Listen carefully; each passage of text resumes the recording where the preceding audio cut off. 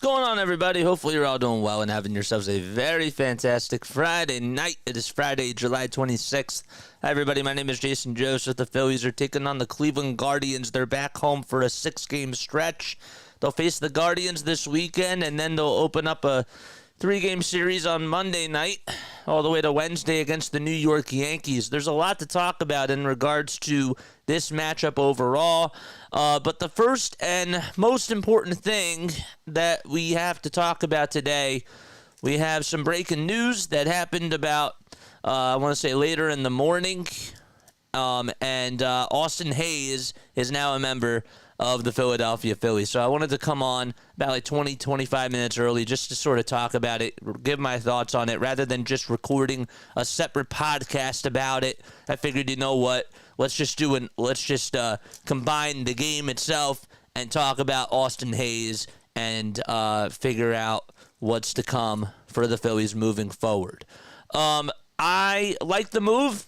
I personally do. I'll give you my thoughts in just a little bit, but just to break down the trade, Austin Hayes was traded for outfielder Cristian Pache and relief arm, right-handed reliever Sir Anthony Dominguez. So Austin Hayes has struggled this year. The Phillies, it was reported by Dombrowski today when he spoke to the media that he's been trying to go after Austin Hayes over the last couple of years. He's definitely had some success against the Phillies, but he's put up some really good overall years for this Baltimore Orioles team. It's just that this year he hasn't he's been struggling a little bit, but he's been doing really well against left-handed pitching. That's what is the most important thing about him. So he's been batting over 300 against left-handed pitching, has gotten on base a lot of times as well, and the Phillies absolutely need that. They need somebody that can hit lefties and be a very good platoon with Brandon Marsh, because clearly Rob doesn't trust Brandon Marsh to be an everyday player. It's clear as day, and he has been struggling against lefties. So Austin Hayes coming in to the lineup against left-handed pitching is really, really big. So it's a nice, solid move by the Phils for sure. He's a really good defensive player as well. He's versatile in the outfield. He can play left, center, and right. That's the other thing I like about him as well. There's more that has to be done, though. There is definitely more that has to be done. Let's talk about what went out. So Cristian Pache, it was not going to work. The Phillies did a good job with squeezing the lemon out of Cristian Pache, but it just was not going to work here. And clearly he struggled and just could not find a role for himself to be an everyday outfielder. But it was a really good risk for the Phillies. It was a low-risk, high-reward type of an acquisition that they made when they originally got him. But he just was not. He just wasn't in the future plans for the Phillies. So it was nice that they were able to ship him out, and now they have somebody that is way better and that can play more games, and he's more versatile.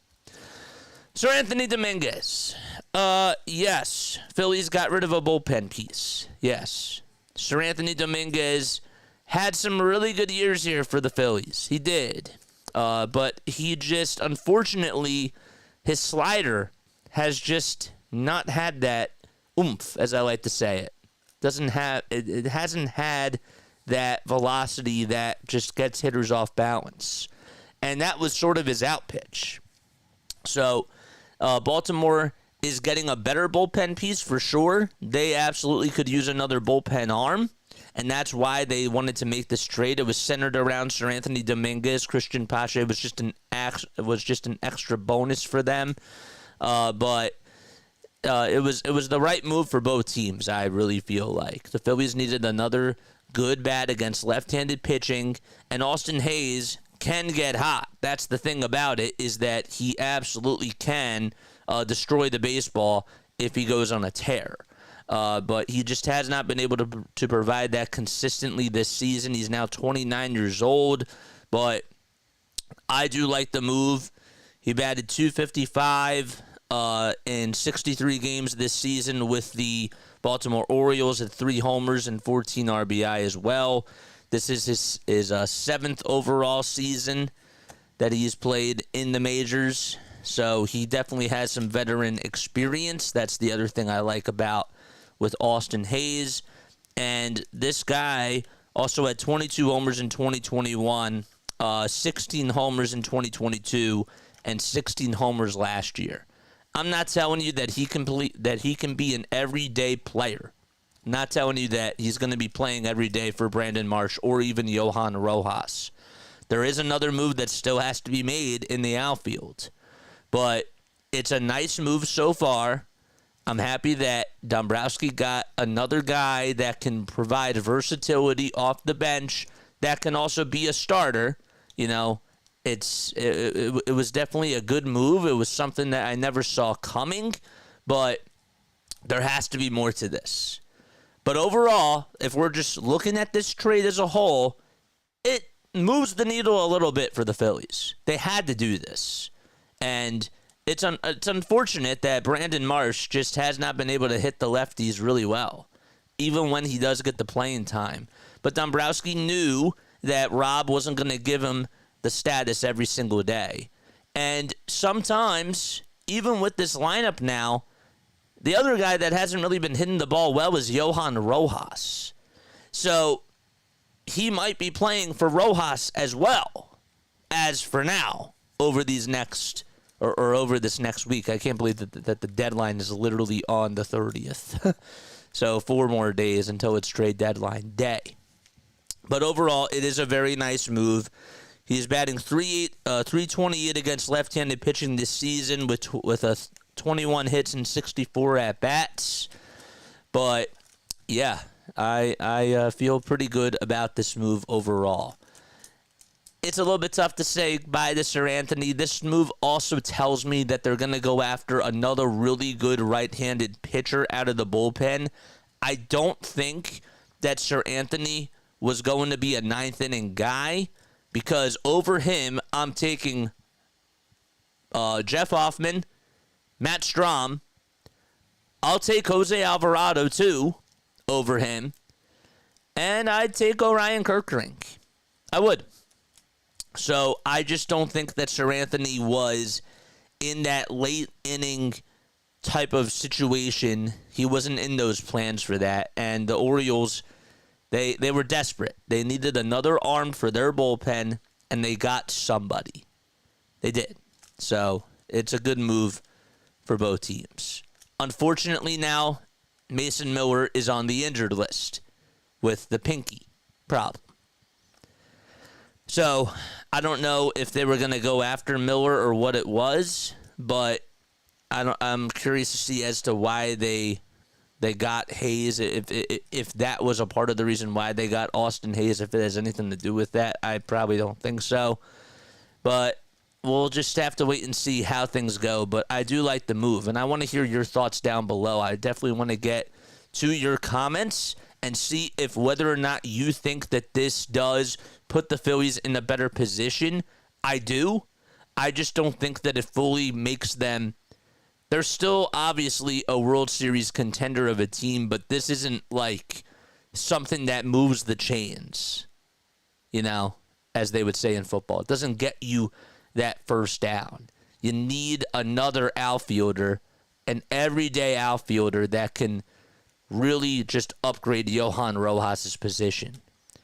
If you get a Luis Robert and you get a David Bednar or a very good right-handed closer and you have Austin Hayes, then that to me is an A-plus deadline.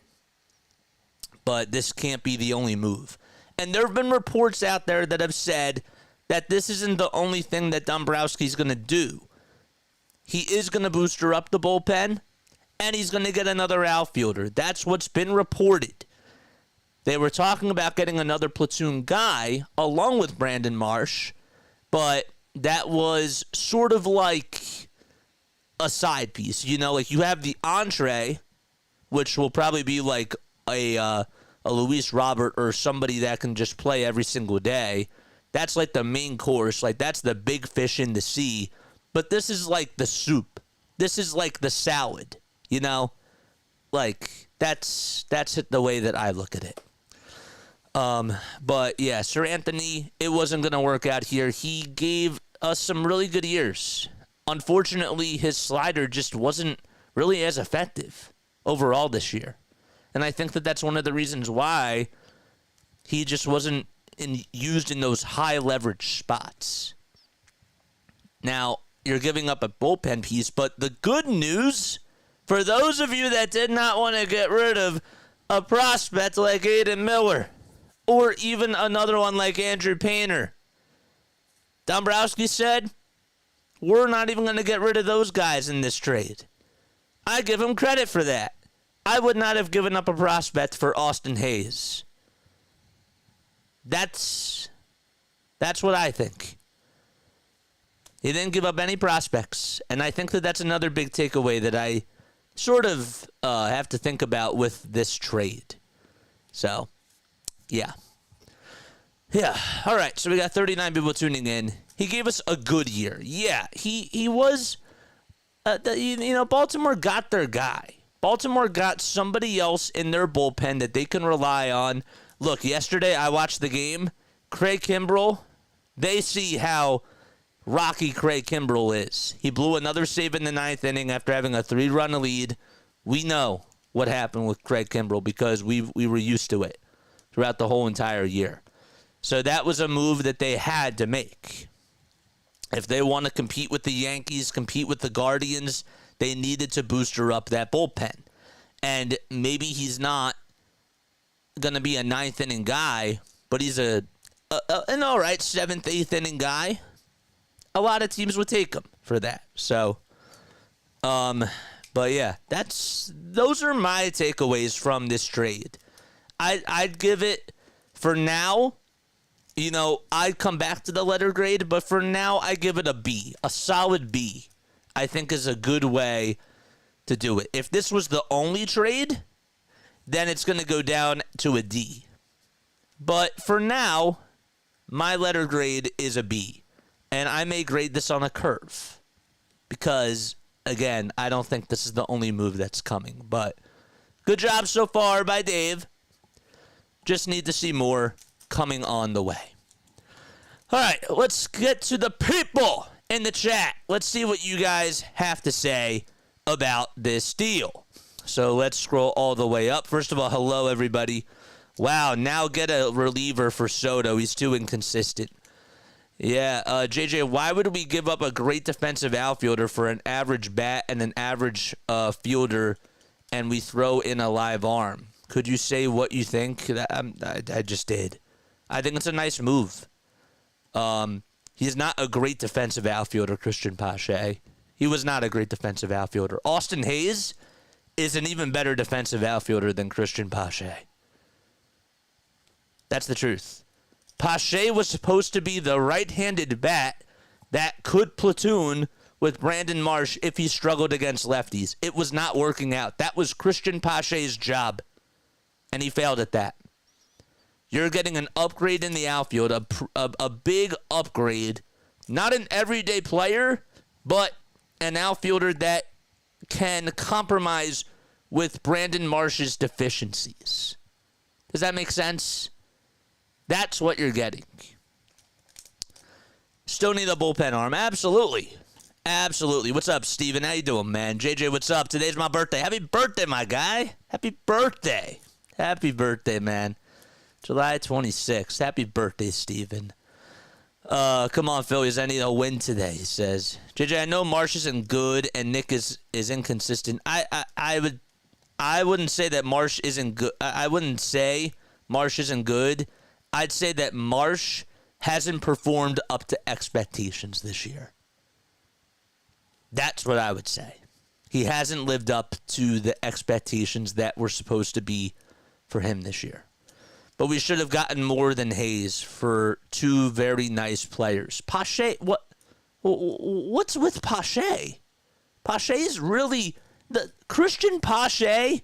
You know, that's the second comment I've seen tonight about Pache being a nice player. Christian Pache has not been a nice player this year, and I'm putting that lightly. I like Christian Pache as a person, but 21 for 104 is not a solid player. A 202 average and 9 RBI, still is looking for his first homer. That's not a nice player. Austin Hayes is way better than Christian Pache. As a 29-year-old Austin Hayes, I'm taking Austin Hayes over Christian Pache any day. That's the way I look at it. And you didn't have to give up Alvarado. You didn't have to give up anybody in the farm system. Sir Anthony wasn't going to be a ninth-inning guy on your team. And you're looking to get another ninth-inning guy or another guy that can be used in high-leverage spots. You really didn't give up that much. I think it was a really good deal, honestly. At least two bullpen arms. I think that you got to get, one solid bullpen arm.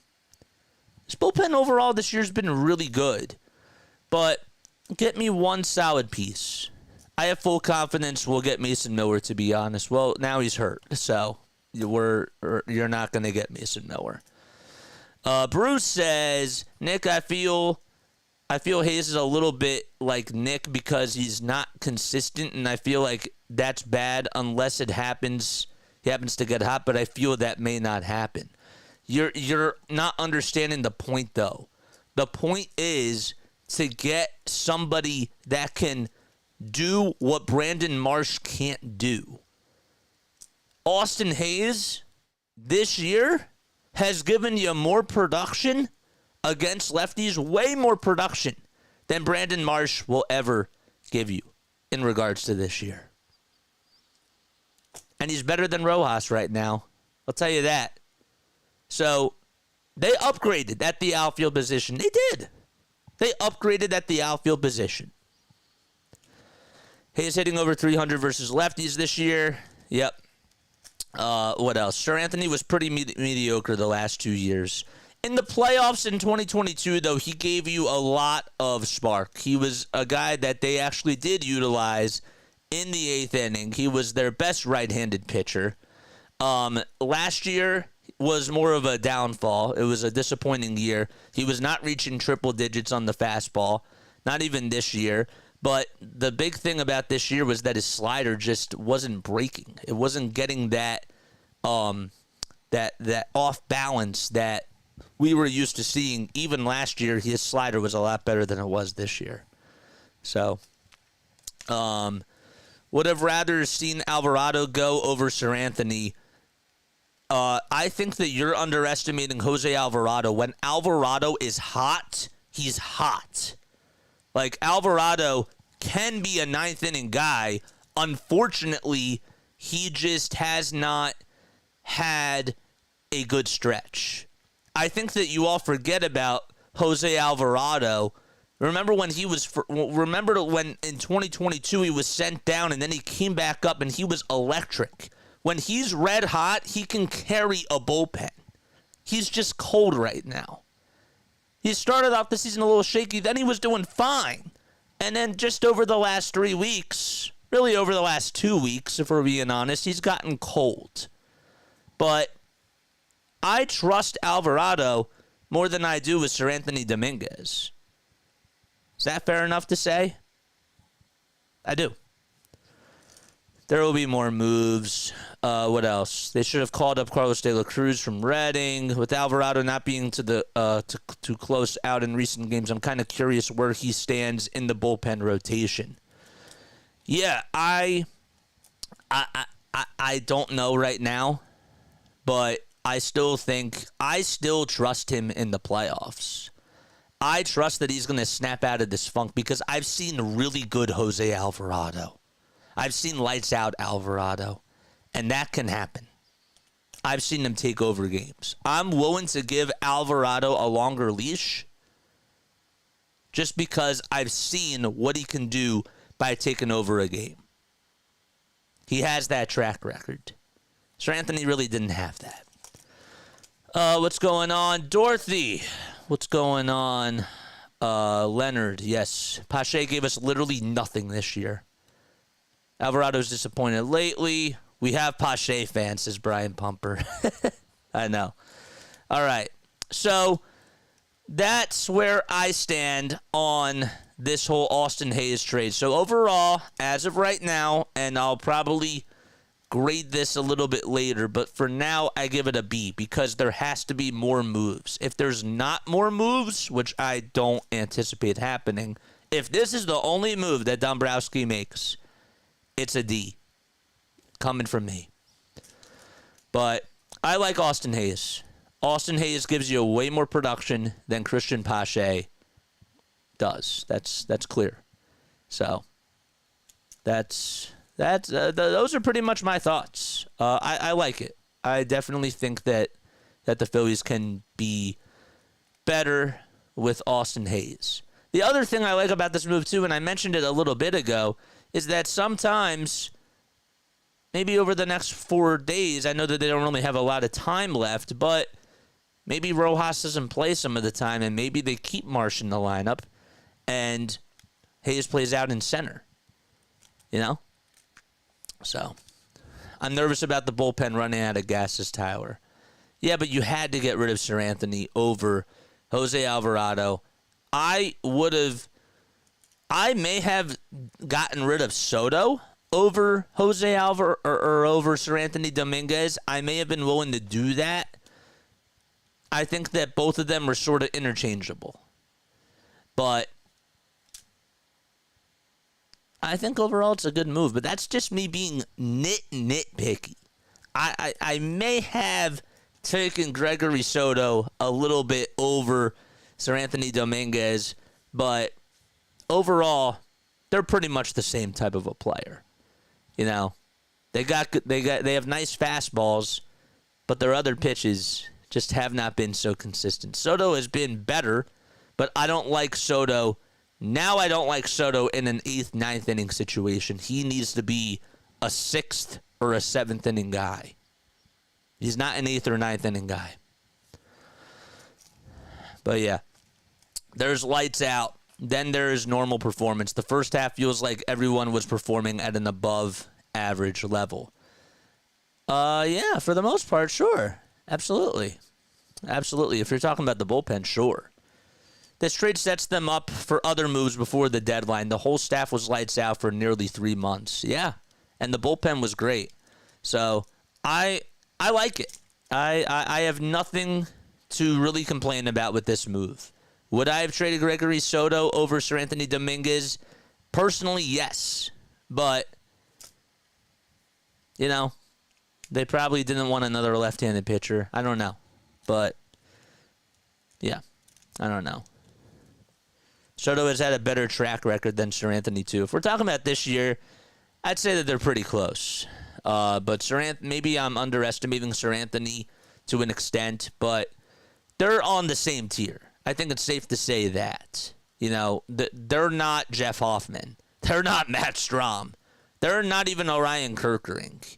And I think that there's there's too much love from Orion Kerkering, but I'm not fully in love with Orion, saying that, you know, that we shouldn't get rid of him and that we should hold on to him forever. There are fans out there that are like that. I'm not there yet.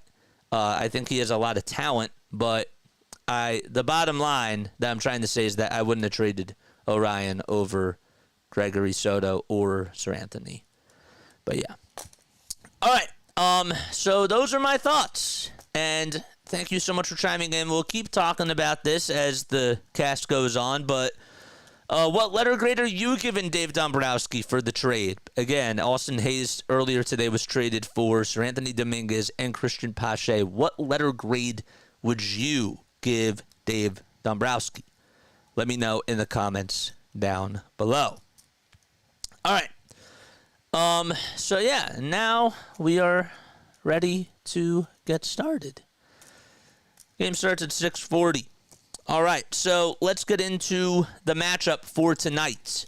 So the Phillies are taking on the Guardians. Now, the last time that the Phillies played, they did not do well against the Minnesota Twins. They actually had the lead, and then Max Kepler had the walk-off infield RBI single, and the Phillies just pissed that game away. Go check out my podcast. I was really upset with what happened. I ended up having to do a podcast after the game was over. I don't know why the algorithm doesn't tell people about that. But long story short, I was yelling. I was yelling. I was really upset. And you can go check that out. It's on my videos, and you can go hear my thoughts about that game and that series. But I'm ready to move on to another series. And now they're playing against Ben Lively and the Cleveland Guardians, and they're back home. This is a big matchup for the Phillies. I am going to learn a lot about them over the next 6 games to see how they get themselves back up. They have the home crowd behind them over these next 6 games, and that's nice. But you got to produce. You got to give the crowd something to cheer for. And overall, the Phillies just have not been doing that on the road over their last 9 games in general. Even before the All-Star break against the Oakland Athletics, they wet the bed. But it's all about how do you bounce back. And I think that they can do a really good job in this homestand, but I need to see that from a bullpen standpoint. I need to see that from a managerial standpoint as well, and just from an offensive standpoint too. They were struggling with runners in scoring position. They were actually, in some ways, having a hard time getting runners on base in some of those games and not even getting them in. But how do you bounce back is the question. This Cleveland Guardians team, they're coming off of a series win against the Detroit Tigers. Now, they did lose their last game 3-0. Javier Baez hit a 3-run home run for the Detroit Tigers in the top of the 2nd inning in the last game that they played in. That was all the offense that was in that ball game. Gavin Williams got the loss, and he's now 0-3 on the season. But the Guardians just looked really lifeless at home. But this team overall on the road this season has done a pretty good job overall. They haven't really been as good as the Phillies on the road, but 20-26 is okay. 2 games over 500. But the guy that's on the mound, that's something that we have to look out for. His name is Ben Lively. He has an 8-6 record. He's gone 93 1/3 of an inning. He has 80 strikeouts on the season. Overall, he's done a very good job as a 32-year-old for the Cleveland Guardians. His last outing, he allowed 2 earned runs in 5 1/3. Only struck out 2 batters, but got a lot of ground ball outs and flyouts. He's not a strikeout-dominant pitcher, but he's somebody that can definitely get hitters off-balanced with his off-speed pitches. And if the Phillies are early on these pitches, or if they're hacking at everything like they have been over the last 6 to 9 games, well, it's just going to be another one of those days. And the Phillies need to have a very good approach offensively. They need to have patience at the plate. And they're going to really need to put up long at-bats against Lively. That's what I want to see early on in this ball game. How will the Phillies do at the plate in regards to their plate approach and their execution? That's what I'm going to be looking for. On the other side, though, Cristopher Sanchez will be pitching for the Titans as well, and Sanchez has a 2.97 ERA. He had a really good outing against the Pittsburgh Pirates his last time out. He did not get the run support, though, by the Phillies. He just allowed 2 earned runs in 5 2/3. He had only 2 strikeouts, but 9 ground ball outs and 12 fly ball outs as well. And he needed that after pitching in the All-Star game. He had 1 bad outing. It was before the Dodgers outing, and he pitched against the Cubs. But I'd say over the last 2 outings, he's looked a lot better. He's looked more calm, cool, and collected on the bump. He seems like he trusts his curveball and his changeup a little bit more. I remember against the Chicago Cubs game, he left a lot of pitches out over the middle of the plate, and he had to go to the fastball more. When he goes to the fastball less and he utilizes the other pitches that are in his toolbox and they look really good from a pitching perspective, then that's how you know that it's going to be a tough night for the opponent. And I trust that he's going to do that tonight, and I hope that he has a really good outing and that he does get some run support by the Phillies offense. That's what I'm hoping for. But what are your keys for tonight's game? My overall keys are to have a very good approach at the plate, get Cristopher Sanchez the run support that he needs, and get the W. As weird as that sounds, get the W. This is a must-win game for the Phillies. So, all right. Those are my takes on this game. Imagine not having the best record in baseball. Yeah, man. Imagine having the best record in T-ball. All right. So the Phillies are taking on the Guardians. I bet you that you're probably rooting, Chicken Wrangler. You're probably actually rooting for the Phillies tonight. So, because you guys, your Twins, have some catching up to do. You know, in order for you to be able to join the conversation of division leader. So I'm sure that you're probably praying that the Phillies do really well this weekend against the Guardians. So anyhow, let's look at the starting lineups for this game. So for the Guardians, they have Steven Kwan batting in the leadoff spot, playing out in left field. Then it'll be Angel Martinez playing out in right field, batting in the 2 spot. Jose Ramirez is batting in the 3 spot over at third base. Then you got David Fry DHing, and he is batting in the cleanup spot. Junkency Noel is playing over at first base, batting 5th.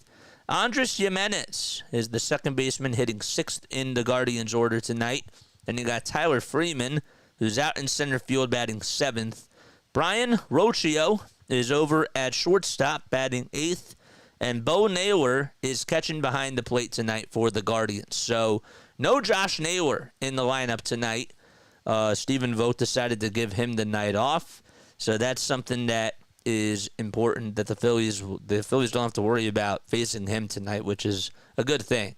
But anyhow, just to recap, it's Kwan, Martinez, Ramirez, Fry, Noel, Jimenez, Freeman, Rocchio, and Naylor that are all in the lineup tonight for the Cleveland Guardians. Hit the thumbs up button. Hit the subscribe button as well. And turn on those notification bell icons, and that way you'll know when I go live. You're also more than welcome to super chat or hand out memberships to people, or gift out memberships. We try to give you guys some really good content on here. And, yeah. All right, so it is 83 degrees outside. Winds are blowing at 7 miles per hour. It's partly sunny out at Citizens Bank Park. Phillies are opening up a 3-game series against the Cleveland Guardians this weekend. All right, so once again, the lineup for the Guardians, it's Kwan, Martinez, Ramirez, Fry, Noel, Jimenez, Freeman, Rocchio, and Bo Naylor. And for the Phillies, you got Schwarber, Turner, Harper, Bohm, JT, Marsh, Castellanos, Stott, and Rojas. All right, so the Phillies will be, of course, sending Cristopher Sanchez out there on the bump for tonight's game. Sanchez has never faced the Guardians before. In his last outing, we mentioned that he allowed 2 earned runs and he had 2 strikeouts. Over his throughout the season at home, though, the good news about Sir Anthony is that his home road splits at home, he's been really, really dominant. He's only allowed 11 earned runs in 66 innings this season, and he has 63 strikeouts, just 10 walks allowed, too, in those 66 innings. I think that we're going to get a really good outing from him tonight, and it wouldn't shock me if he went 7 innings, especially because the Guardians have been struggling offensively, and they really haven't been getting a lot of run production. So I really believe that Cristopher Sanchez can wheel the Phillies to victory, but the Phillies are going to need that offense. So, all right. But that's pretty much all I got to say. Phillies are in their City Connect uniforms, and that's what they'll be wearing tonight because it is a Friday night ball game. I think first pitch was supposed to start at 6:40. So, all right. So Sanchez is on the rubber. Phillies also have those blue socks on as a part of their City Connect jerseys. They got the blue bell on the black cap. And Kwan will be leading things off. Crew chief for tonight, you got Rob Drake calling the balls into strikes. Charlie Ramos is over at first base. John Lipka is over at second. And you got DJ Rayburn at third base. All right. So we're ready to get underway. Good stuff. Why is that cut off? That's weird. Let's set the height to 110. There we go. That's better. First pitch, and that is taken for a strike. Just at the kneecaps on the outside corner. We're underway. Good stuff. 107 people tuning in. Let's get 107 likes. The ball's one strike. Sanchez kicks and fires, and that pitch is slapped foul. It was a slider at 85 miles per hour. Kwan batting .341 this season. He has 10 homers and 29 RBI. Missed a little bit of time for the Guardians during the season as he slaps the 0-2 pitch foul.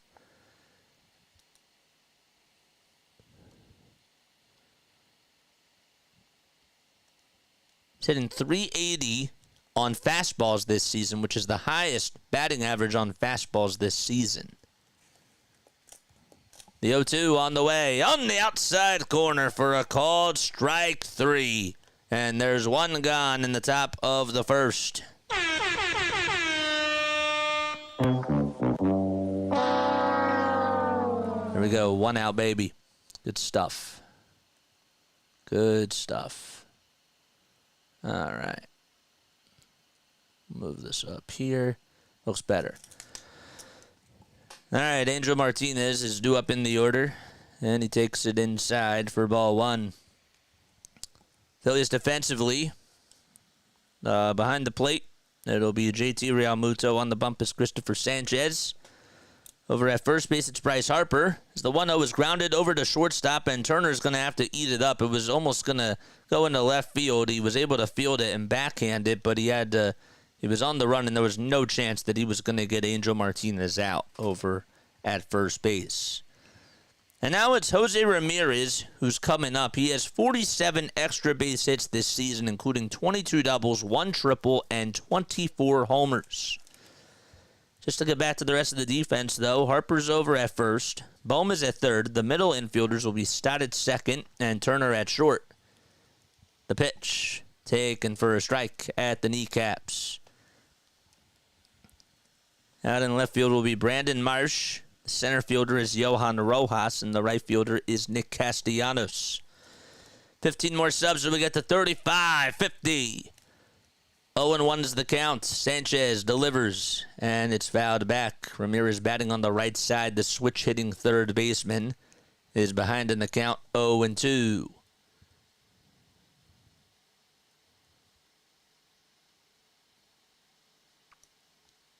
So no balls, 2 strikes. And now Ramirez will take the next pitch low for a ball. Jose against the Tigers ended up getting 5 hits in those 4 games, including a homer and 3 RBI. The 1-2 by Sanchez, and that ball was sliced foul towards the left field side as Jose just got out in front of it. He's batting .273 with 24 homers and 82 RBI this season. Also has 18 stolen bases. And Sanchez will throw back over to first base, and getting caught into the rundown over at second is Martinez, but he gets out of it. The throw over to shortstop is not in time. So Harper and Stott were trying to keep him in a rundown, and somehow Martinez escaped from that. Let's look at this again. Sanchez threw it over to first, and Harper thought maybe that he was going to be able to get Martinez out himself, but Martinez sort of faked him out, and then Stott was just caught in the middle of a trap, and Turner came over to cover second base, but Martinez escaped. 1 ball, 2 strikes. And the pitch on the way. Line drive. It's played on a bounce, though, by Turner, and the throw across the diamond is in time, and there's 2 away.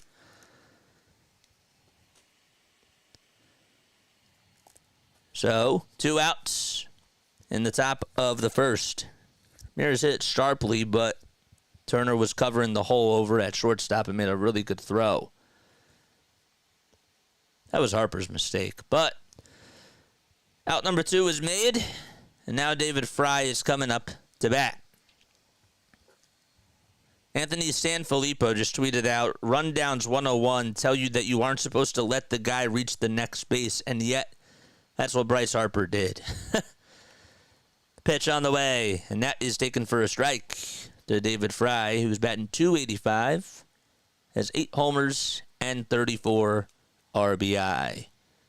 0-1 pitch. Line drive, back up the middle for a base hit. Rojas will get to it, and Ramirez will easily score. Or, I should say, Martinez will easily score, and it's a 1-0 lead by the Cleveland Guardians. Not a good pitch thrown by Cristopher Sanchez. He left one out over the middle of the plate. And he gave Fry a really good pitch to hit. But Martinez able to get on. And Harper is looking back and saying, damn.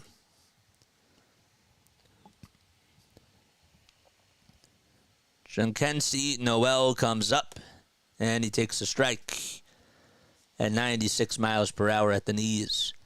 Guardians are in their dark blue and white uniforms. Dark blue tops, white bottoms. They're more so gray bottoms. 0-1, and that is chopped foul. Pretty good crowd tonight here at Citizens Bank Park. 15 total pitches by Sanchez. Honestly, that really shouldn't be counted as an earned run. What say you, though? Noel takes it low.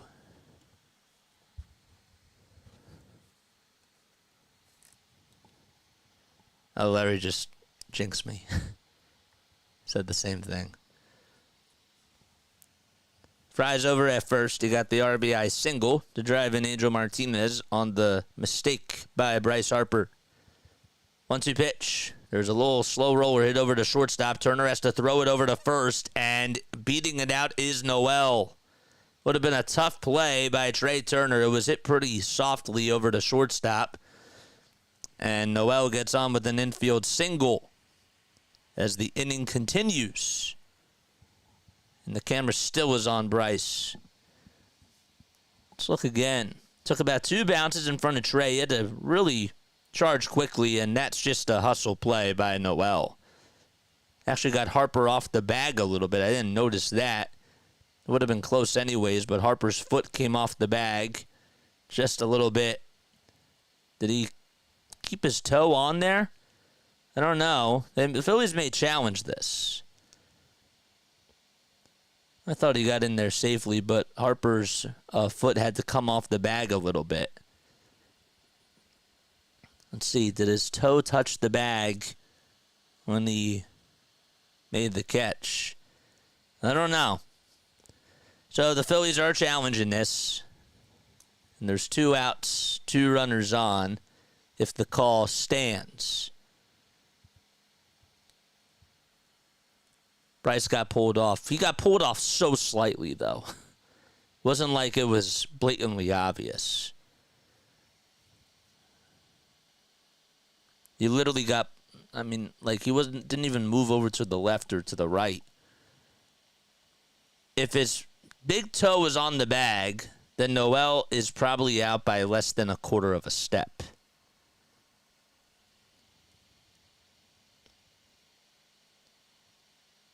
I don't think that's a dumb challenge. You think it's a dumb challenge?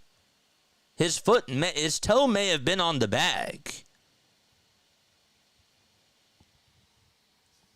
So it looks like Rob Drake and Charlie Ramos have the earpieces in.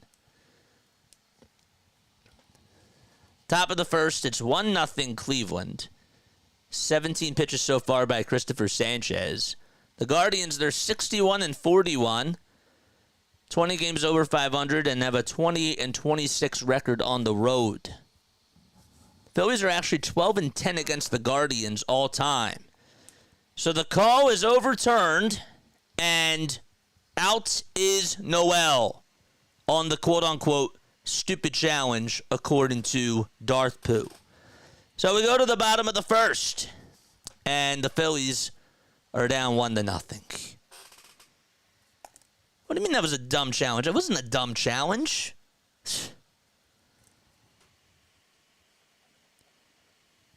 That's a close play.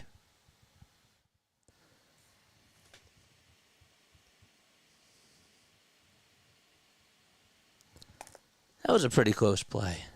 That was a close play. Oh, man. All right, we go to the bottom of the first. Phillies will have Kyle Schwarber leading things off. Bad call by New York. He was pulled off. It was a pretty close play. Come on, man. That was pretty close. Still wasted. But, okay, whatever. I'm not going to argue with you over that. Schwarber is going to DH today. Then it's Trey Turner batting in the 2 spot. Over at shortstop, Bryce Harper is batting third. He's playing over at first base. Then it's Alec Bohm who's batting in the cleanup spot, and he's playing at third base. The catcher will be JT Realmuto batting in the 5 hole. Brandon Marsh hitting 6th out in left field. Nick Castellanos out in right field batting 7th. 8th will be Bryson Stott, who's over at second base, and the center fielder is Johan Rojas, who's batting in the 9 spot. All right. So, again, it's Schwarber, Turner, Harper, Bohm, Realmuto, Marsh, Castellanos, Stott, and Rojas. And on the bump will be Ben Lively. So Lively will take the hill for the Guardians. Schwarber batting .238 this season. He's had some success against Cleveland. Lively is 32 years old. He's 6'4". He's on the $750,000 contract. Joined the Cincinnati Reds back in 2023. As the first pitch is taken on the outside edge of the plate for a strike. 93 in the third, innings under his belt this season. As the 0-1 is on the outside corner for strike 2. 8-6 record. 80 strikeouts in those 93 innings. And 27 walks allowed.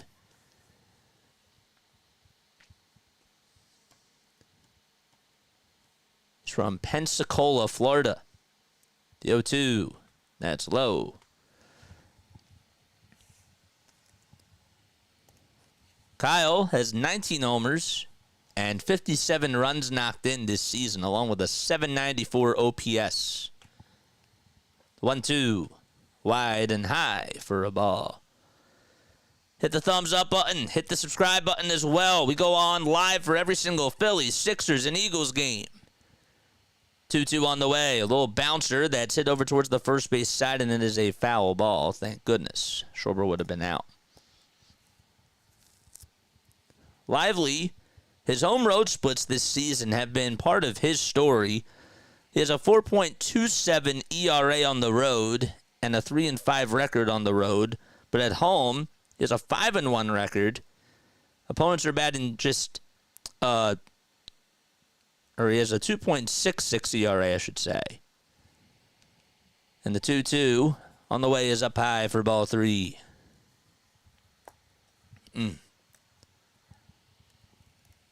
Ben Lively, not Blake Lively.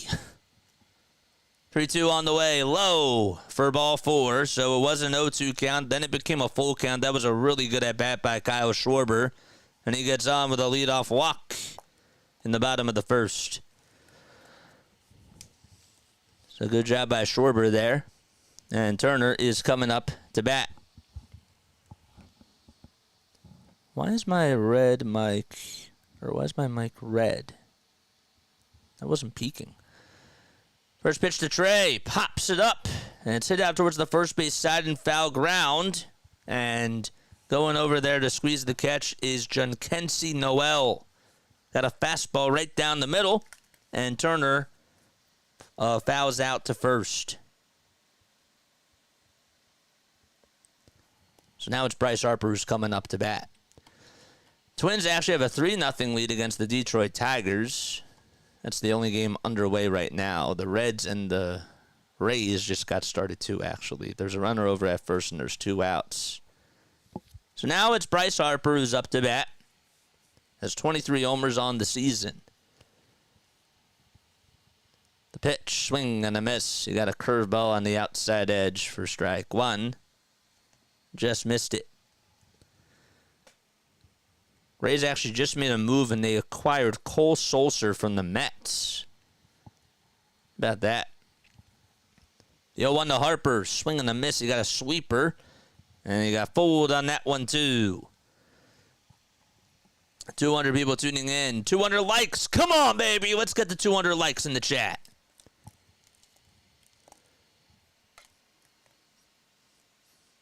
Harper up. And the 0-2 to Bryce. And he knifes that one foul. I just bit my tongue. That's not fun. Defensively for the Guardians, you got Ramirez over at third, Jimenez at second, Brian Rocchio at short, and over at first base, it's Junkensi Noel as the 0-2 misses low. Catcher behind the plate is Bo Naylor. On the bump is Ben Lively. And the outfielders from left to right, 7, 8, and 9 will be Kwan. Then you got Freeman and Martinez. Angel Martinez, that is, playing out in right field. Toss back over to first, and Kyle Schwarber walks back in there safely.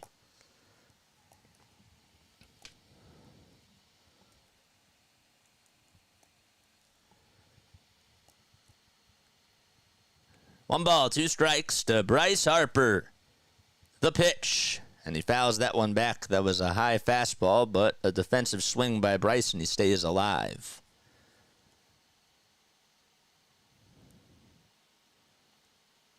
Harper has 58 hits at home this season and 177 at-bats. 15 of his 23 homers have also come at the bank. The 1-2, he pops this one up over towards the infield, and getting there right behind, or right at the plate, is the first baseman, Junkensi Noel, and he'll make the catch. So back-to-back pop-ups. Made by Ben Lively.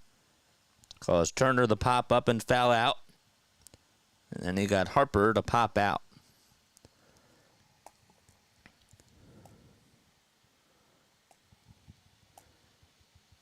Here comes Al Bohm. 2 outs and a runner at first, and Bohm takes a pitch a little bit outside, but it's a called strike. JT waits up next. Got a good crowd on tonight. Make sure you like and subscribe. The 0-1, up high for a ball. Titans are 21 games over 500 at home this year in 53 games.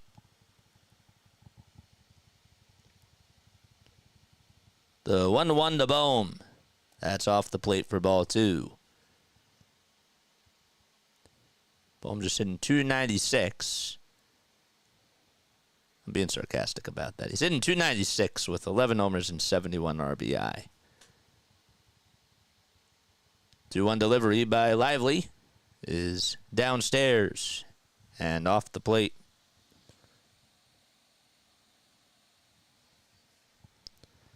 Bohm is the 3rd Philly since 1900 with 35 or more doubles through his first 100 games of a season.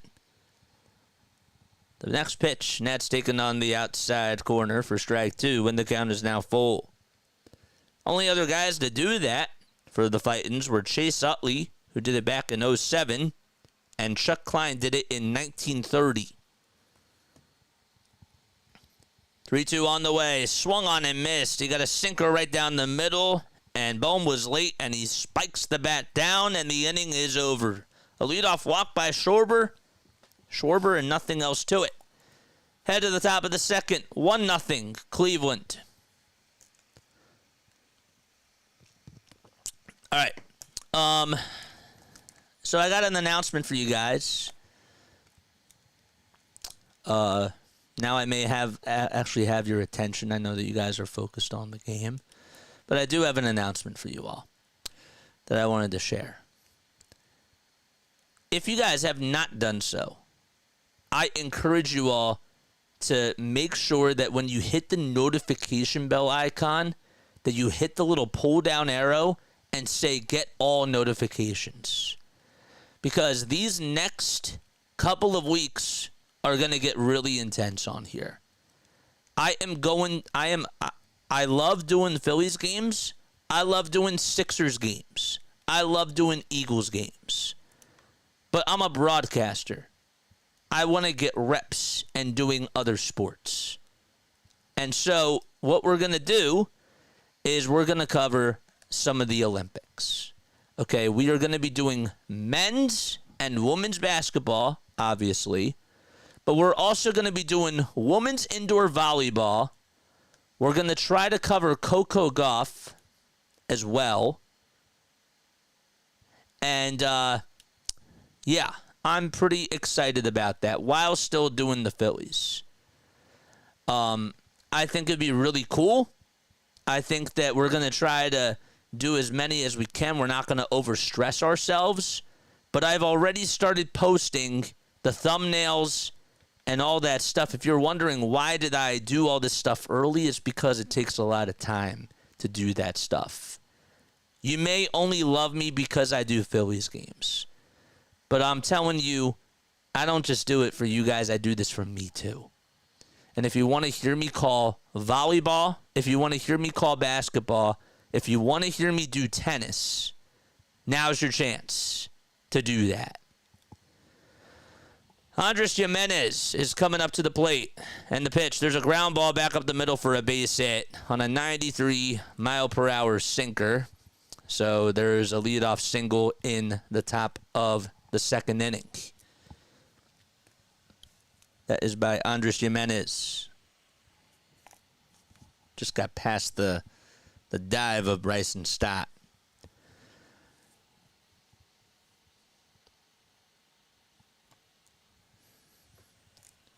Six, 7, and 8 were due up in this part of the lineup. The pitch. Net is low for a ball. Tyler Freeman, who's up, hitting .226 with 7 long balls. Sanchez kicks, fires, and it's popped up. Hit out over towards shallow center field. On the run is Rojas, and he's there to make the catch, and there's one away. I don't think I mentioned this too. Sorry about that. The other person that we're going to be covering too in the Olympics, we are also going to be covering Taylor Fritz as well. And that's just for singles for USA Tennis. Glad you posted the thumbnails. Hit notification on once I saw. Good. One out, the pitch. Ground ball hit over to shortstop, and the throw over to first, and Harper could not dig it out. Man, oh man, he's struggling over at first. And going on over to third base is Andres Jimenez. I mean, the throw was low by Trey Turner, but Harper has just not had a good day defensively. Bohm couldn't get there. Turner was able to dig it out, throw it over to first, and that should have been caught by Harper. Clearly. Tried to backhand it, and it popped out of the glove.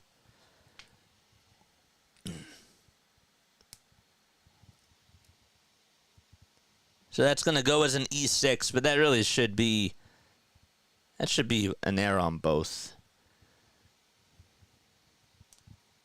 One out, top of the second. It was Brian Rocchio who was up to bat. Now it's Bo Naylor. Naylor takes a strike all the way. He's hitting .204 with 6 homers and 24 RBI. The ball is 1 strike. The pitch, swing and a miss. On the changeup at 84 miles per hour. Who watches tennis? I like tennis.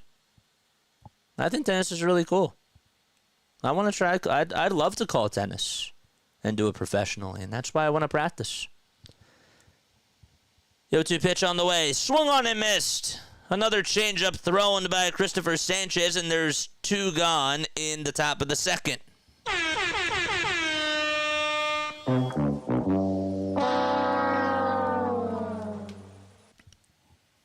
All right. So Naylor, that's Bo Naylor, not Josh Naylor, is not in the lineup today. But there's 2 gone. So yeah, I am going to be doing some of the Olympics. And I'm excited about that. I'm really excited. I love calling games. That's what I do. The pitch on the way, and that's a sinker that is low and inside for a ball. So even if you're not like a big tennis fan or like not a really big fan of women's volleyball, I would really appreciate the support. You know, it may not be the call that you're used to, but I got to get my reps somehow, some way. 1-0 pitch, ground ball hit over towards the first base side. It's gobbled up by Stott, and the throw over to first is in time, and the inning is over. No runs, 2 runners left stranded. Over at first and third. And we head to the bottom of the second. It's 1-0 Cleveland. Have a great stream, JJ. What's up, Clan? HBS, how you doing, man? I dropped a like as well. Good. You're more than welcome to hit the subscribe button and hit the donate button as well. Answer the poll question.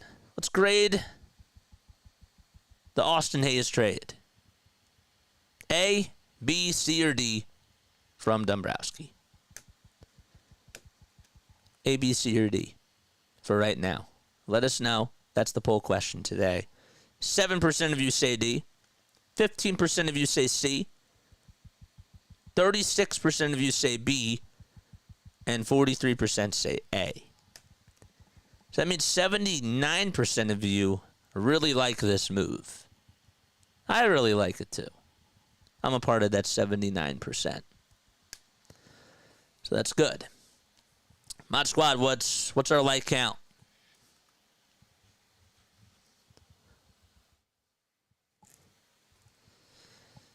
It wasn't a good throw. 2 wrongs don't make a right. It was a bad throw, and it should have been dug out by Harper.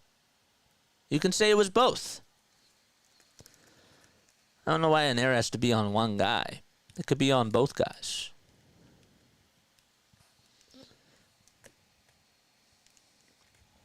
All right. So we're going to the bottom of the second. Realmuto, Marsh, and Castellanos are coming up to bat for Philadelphia.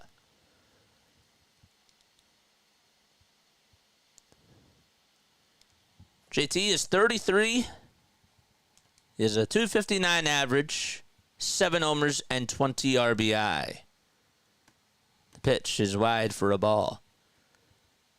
How many of you are excited for the Olympics? How many of you are excited for me covering the Olympics on the channel? I'm really excited. I've already started making my notes. I'm going to have a long weekend. Probably stay up a lot. 1-0 pitch, and that's taken for a strike to JT. The 1-1, and that is wide for ball 2. And don't worry, we're obviously still going to be covering the Phillies. They take #1 priority. 2 balls, 1 strike. The next pitch, swing and a miss on the changeup, just at the knees. Larry says maybe. Okay. You're maybe excited? I've never heard somebody saying, I'm maybe excited for something. 2-2. Ground ball. Hit over to third base and dug up by Ramirez. The throw over to first, and it was low, but not being able to dig it out over at first base is Noel. So JT gets on. I don't know if they're going to call that an infield single or not, but that was sort of the same play that Turner made over to Bryce. It wasn't the best throw, but Noel just could not dig it out.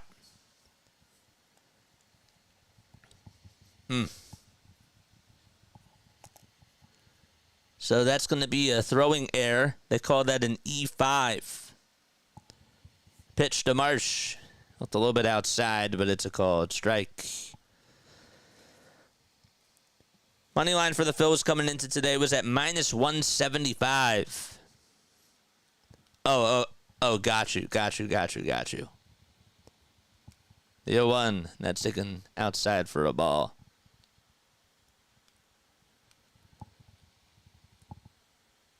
One ball, one strike.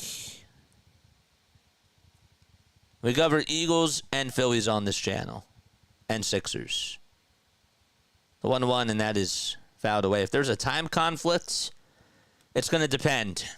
Obviously, once it's playoffs, we're going to be doing the Phillies.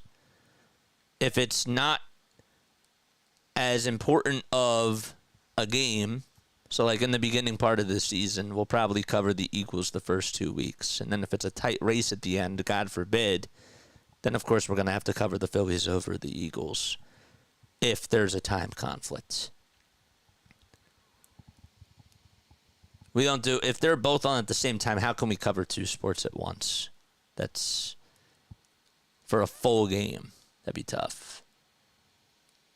2 balls, 2 strikes. And the throw back over to first is not in time.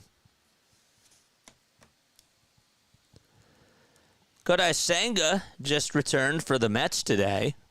He was out for a really long time for them.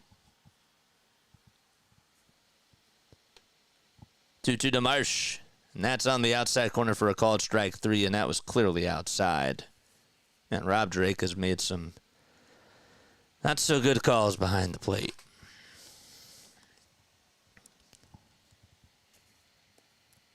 That was off the bat. That was off. Castellanos, will be his turn to come up to bat.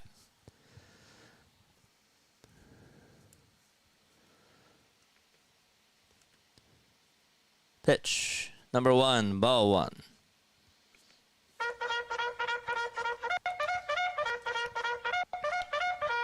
George! Castellanos 242 with 11 homers on the season. The 1-0, that was low, and it's a called strike, and Castellanos has some words with Rob Drake.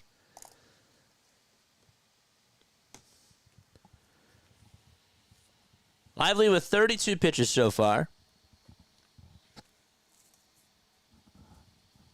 32 pitches for the 32-year-old. The 1-1 is sent out towards shallow right field. And on the run towards home plate and going over towards his left side now to make the catch will be Angel Martinez, for out number 2.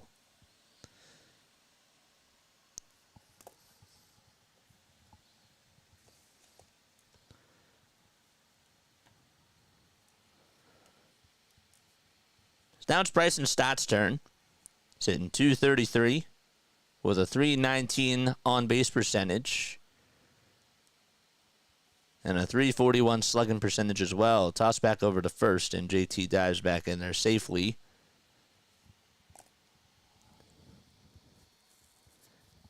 Lively made his major league debut back in June of 2017 for the Phillies, if you remember.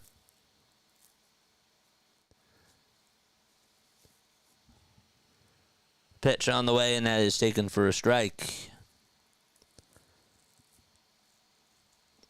Reds actually traded him to the Phillies in exchange for Marlon Byrd. He was originally selected, though, by the Reds as a 4th-round pick in the 2013 draft. The 0-1 swing and a miss. It's now no balls, 2 strikes. He has 239 career strikeouts and a 16-23 career win-loss record. The 0-2. That misses inside for a ball. Was also a member of the Royals and then played for the KBO with the Samsung Lions from 2019 to 2021. He then went back to the Reds last year, and he's been with the Guardians this year. 1-2 pitch. That's wide and high for ball 2. What's up, Cheryl? What's up, Snowman? How you guys doing? 2 balls, 2 strikes. 1-0 Guardians. Bottom of the second. Phillies up to bat, and the 2-2 on the way. That was way outside, and it's a called strike 3, and Stott can't believe it. Man, oh man, some egregious calls by Rob Drake behind the plate, and Stott is having some words with him, and rightfully so, as we go to the top of the third. Phillies fans booing, and the Guardians lead it 1-0. I mean, these are some really awful calls. That one in particular was outrageous.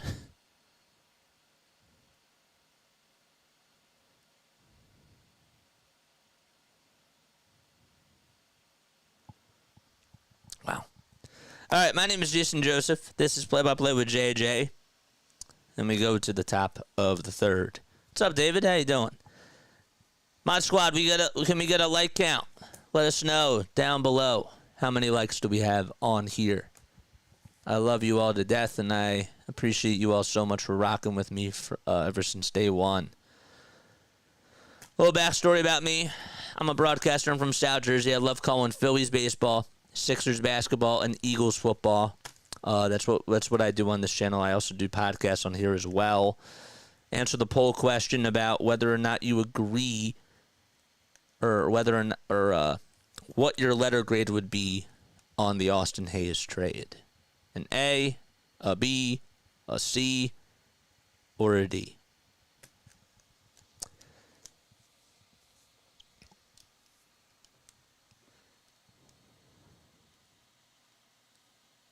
Yep. I know.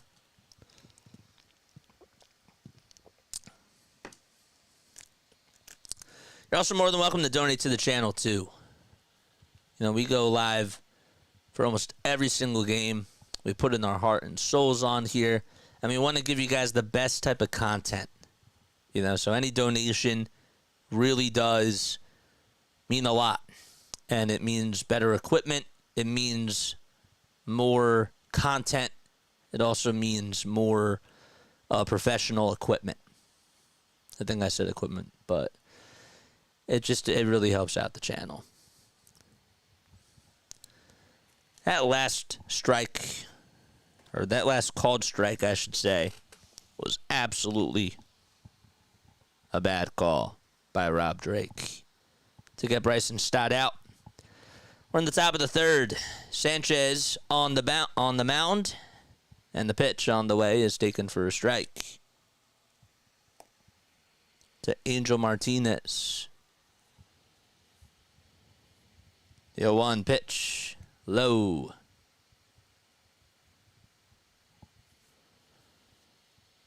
Guardians are in their dark blue and red uniforms, have the gray bottoms.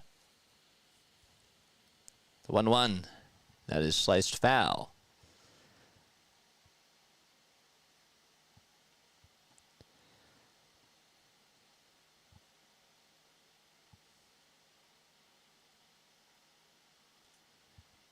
The 1-2, little grounder hit over towards first base, and Sanchez has to go cover the bag, and he drops it. So Stott ended up fielding the ground ball there, and Harper had to get out of the way, and Sanchez went to go cover the bag, and another really good hustle play by Angel Martinez, who gets on with an infield single once again. Why did Harper slow up there? I don't know. Thought he could have had it. But he did. He slowed up, and Stott was there to cover him from behind, and Sanchez took his eyes off the baseball, and he dropped it. And another defensive miscommunication by the Phils.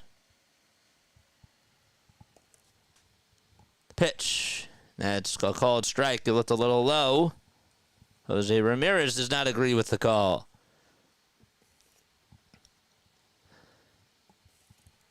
He's 0 for 1.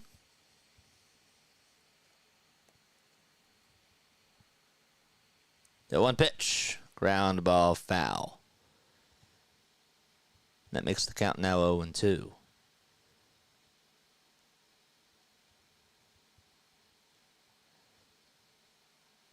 So they call that a fielding error by Sanchez.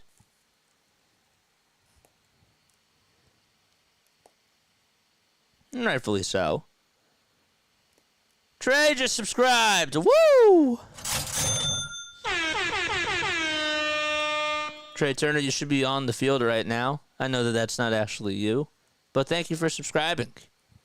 Put your phone down and play some defense.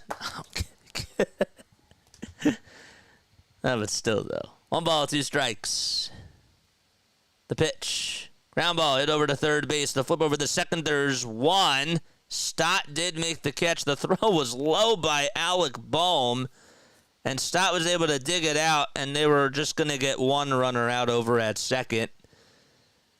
I don't know if Albernaz is going to review this or not to see if Stott had full possession of the ball. I don't know what the call was going to be. Let's see again.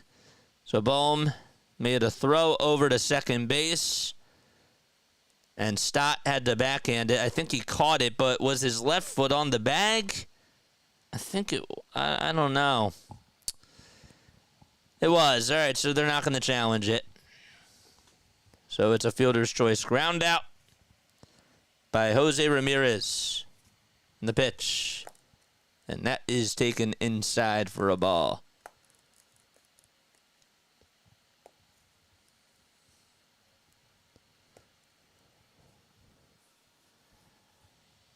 David Fry had an RBI single his last time up. And the pitch, and that's taken for a strike. Anybody like my comment about the Trey Turner defense? Trey Turner subscribed to our channel? No one thought it was funny. 37 total pitches by Sanchez, 28 strikes and just 9 balls. That's taken outside and high for a ball.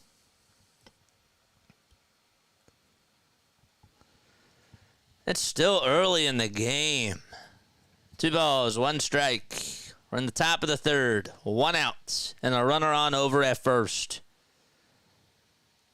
And the pitch. And that's taken for strike 2.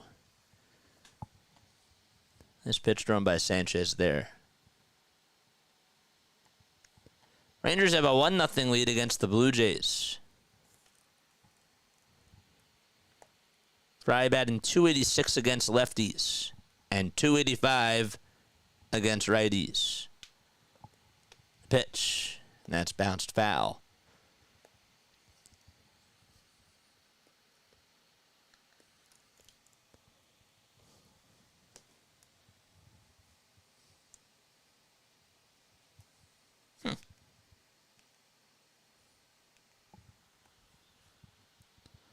Two-two pitch. Ground ball hit out over to left field for a base hit. It's backhanded by Brandon Marsh.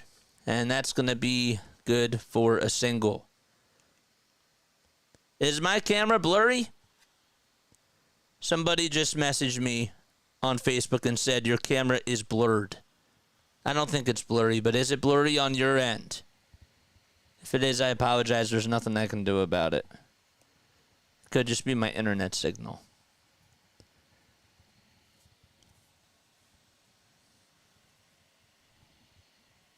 So Fry gets his second single today. Jhonkensy Noel is up to bat. Is my camera blurry? Yes or no? 1 out, top of the third. The pitch, and that's grounded foul towards the first base side. Looks good here, says Dezen.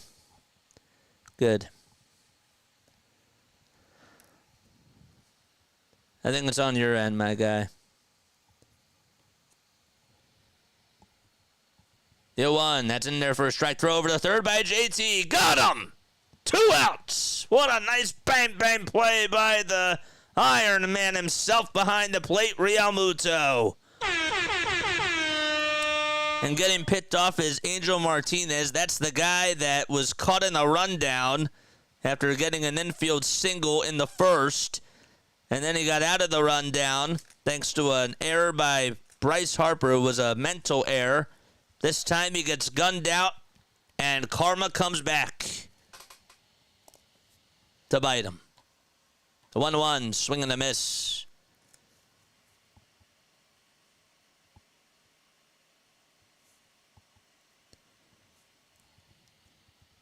Going over the second base, though, is David Fry, so he does get a stolen base from that.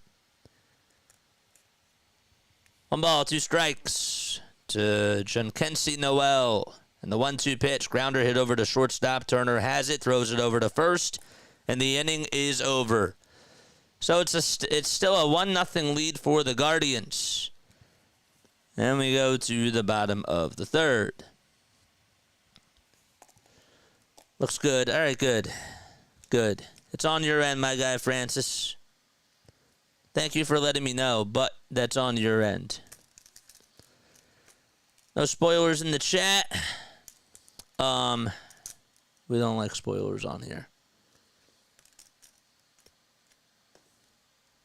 Let's take a sip of water. 12 more subs so we get to 3550. Come on, man. Let's go. Let's go.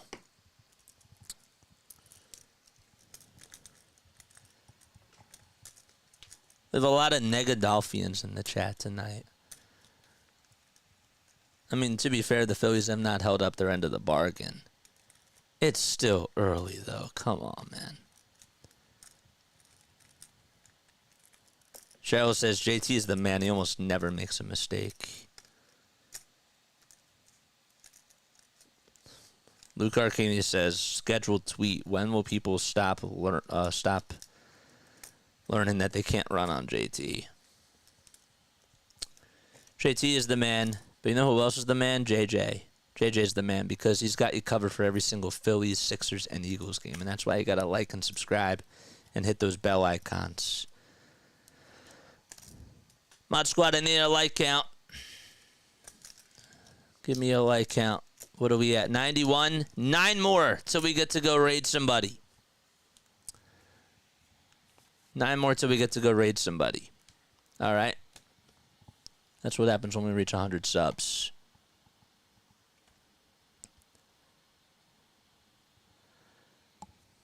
Who's coming up to bat now? So it'll be 9-1-2.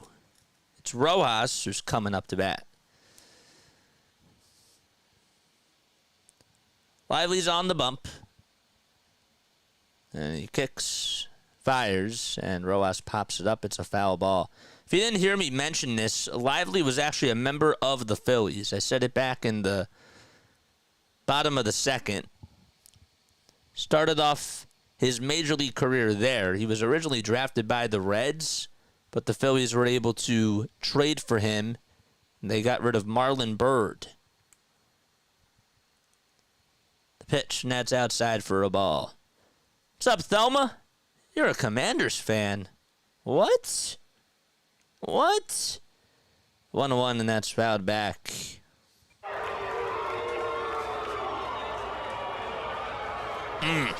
Commanders.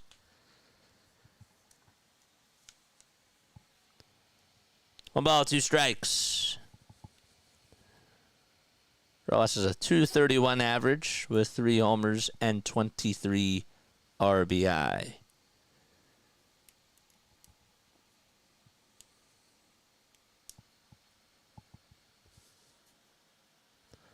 All right, the 1-2 by Lively is off the plate for ball 2. You know I have to have fun with these sound effects. The 2-2 pitch to Rojas, and he slices this one out over to left field, and that's going to drop in for a base hit. Kwan gets to it, throws it over to second, and Rojas wisely stays put over at first base. And that's the first hit of the ball game by Philadelphia. Weedosaurus, you are too? What? What? Ugh. Ugh. Who else is a Commanders fan? At least it's not the Cowboys. Yeah, that's true. So Rojas, with that, gets his 100th career MLB hit.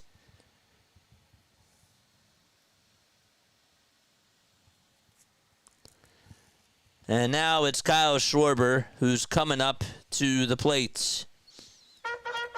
See those Schwarber emojis? Come on! George! The pitch to Kyle. That was outside, but it's a called strike. Man, he's been... Rob Drake has really expanded that strike zone to lefties. It's like if it's off the plate, it's a called strike.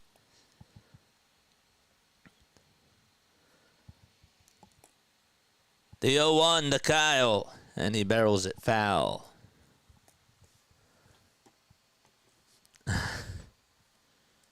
Commanders do have a bright future, though. Let's see. This guy made a really nice catch. He caught it right in his bare arms. He was wearing a Harper jersey. Nice catch. The 0-2 to Schwarber, and that's way inside for a ball. Hey, they have a bright future ahead of them now, potentially. Nice young quarterback. Throw back to first, not in time. 96 likes, 250 people tuning in. Come on, man. I'll give you this content for free. Live for every single Phillies, Sixers, and Eagles game. And we're doing the Olympics. We're doing 12 streams next week, at least. 1-2 pitch. Ground ball hit over towards second base. Rojas will dive into second, but the throw back over to first to get Schwarber is in time. Rojas did go. He wanted to try to get a stolen base, and that was the smart decision there. And it ended up working out for the Phils. So he's now in scoring position, and Trey Turner is coming up to bat.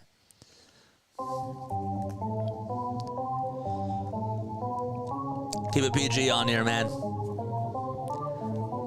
Phillies looking to tie the game with a base hit. George! Pitch, and that's taken low and outside for a ball to Trey Turner.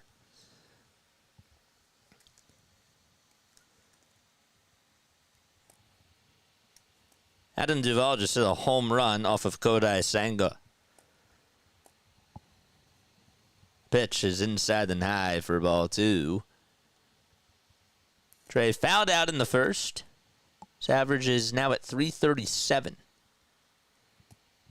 Lively looks back at second, now back to the plate, and the pitch, swing and a miss. Turner got a low changeup. I'm surprised he swung at that. 104 likes, let's go! Turner's on a 10-game hitting streak against the Guardians. The 2-1 fouled away, back behind the plate. So it's now a 2-2 count. And that fan made a really nice catch. Whew.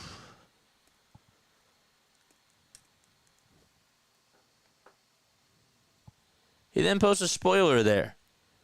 2-2 on the way. Strike 3 called, and that's now the 4th strikeout in the bottom of the 3rd by Lively. It's the 4th strikeout on the day, though. That was a nice pitch. Now Bryce Harper's coming up to bat. That pitch was a little bit outside, but it was a good pitch. And Kevin Long is not happy. Did Kevin Long get thrown out? I don't know. But Rob Drake was not happy about that. I think Kevin Long just got thrown out of the game. He did. He's going back to the tunnel. Huh. Now it's Bryce Harper who's coming up. He has every right to be mad. Kevin Long just got thrown out. Pitch, and that is wide and high for a ball. Well, Darth Pooh, guess what? One person did get thrown out.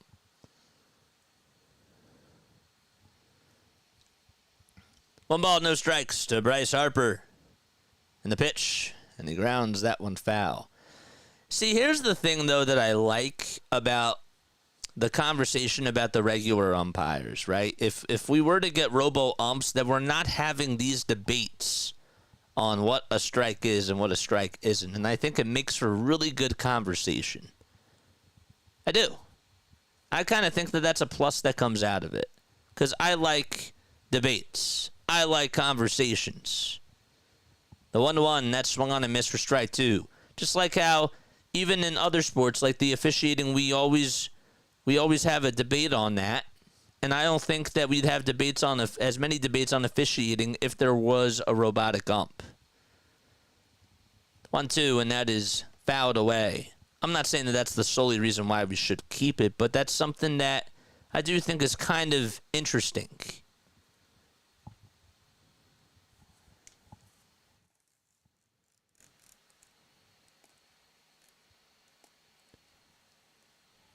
One ball, 2 strikes. And the pitch on the way. And that is going to be hit out towards left field. Kwan tries to get there, can't make the catch. It's a foul ball. Yeah, but then we're not talking about, like, we're not having the conversation, though, about it. Rather have the right call than BS. I agree with you. I just think that it raises a conversation.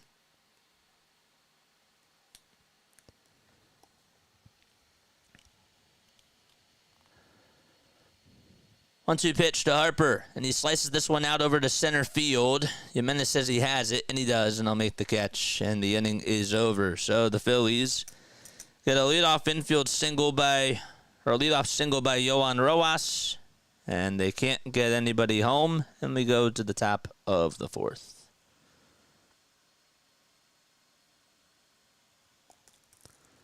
Yeah.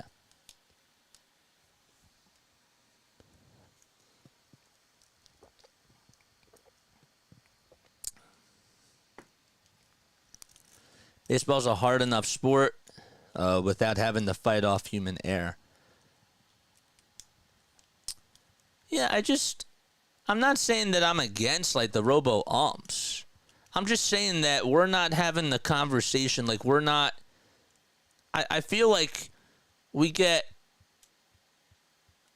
Rightfully so, we can get mad at an egregious bad call. But that's also, to me, like, everybody has their own definition of a strike zone. And that sometimes, in my opinion, raises conversations. Like, we're not getting emotion, like frustration, or even we're not even getting lucky calls when things are going our way. We're not having that talk if it's just defined by a robot. You know? There's other things that we can still talk about, but we're not going to see as many manager ejections. That's kind of fun. I like it when managers get ejected. We're not really going to see that as much. There's some things that I just think that it's different. It becomes more of a different game. I'm not saying that that's a bad thing, but that's something that over time, you know, you're going to realize that that's a little bit different. So, all right. Oh, I forgot we were supposed to go raid somebody. Everybody's getting me off track here. Top of the 4th, and the pitch. It's a little draw bunt hit over to second base, and no throw is going to be made. And the Cleveland Guardians able to get a leadoff bunt draw single by Andres Jimenez. That's a drag bunt. That was the right word I was looking for. That's the Garrett Stubbs specialty.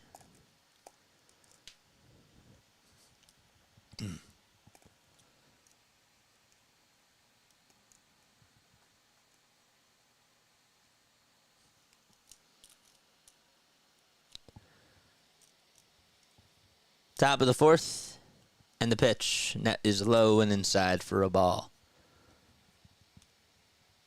So now it's Tyler Freeman who's coming up to bat.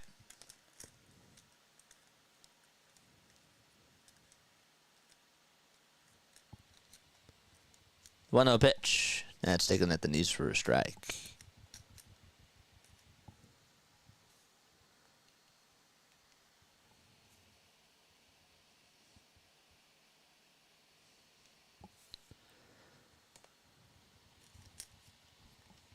The 1-1 pitch by Sanchez. That's on the inside corner for strike 2 at the knees.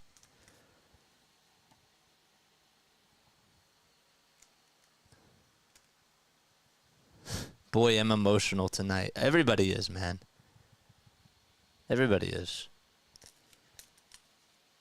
1-2 pitch. Fly ball hit out over to right field, and that's going to be a foul ball, thank goodness.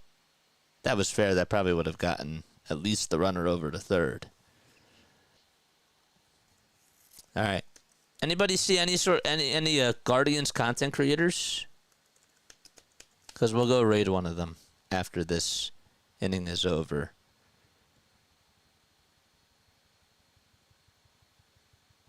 Actually, we'll do it in the 5th because we have On This Day in Phillies History up next. 1 ball, 2 strikes, and the pitch on the way. Fly ball hit out over to center field, not that deep, and Rojas will make the catch, and there's one away. You know, the one good news that we really haven't been talking about in this game because there have been a lot of mistakes that have been made. Cristopher Sanchez has really done a good job. That can't be understated. He's done a really solid job today so far. Just allowing the single to David Fry. Other than that, not many balls have been hit to the outfield. So, I think he's done a really good job on the mound. He's looked calm, cool, and collected out there. Mets just made a trade. They're acquiring Ronnie Stanek from the Mariners. That was a reliever I would have taken. And here we go. The throw over to second base by Sanchez. Not in time. It looked like that Jimenez was over at first, and then Sanchez got noticed that he was going over to second. And the throw was a little bit high, and Stott, I thought he swiped him, but Calitre's going to go over to the phone. And I don't think he's going to challenge. Let's see again on the replay. Sanchez threw it, and Stott, I thought he got him. Are they going to challenge it? Calitri said safe, but I think he got him. I think that they're going to challenge it. He's out. He's out. They're not going to challenge it. What? Top of the 4th, runner at second, 1 out, and the pitch, and that is low for a ball. He was out.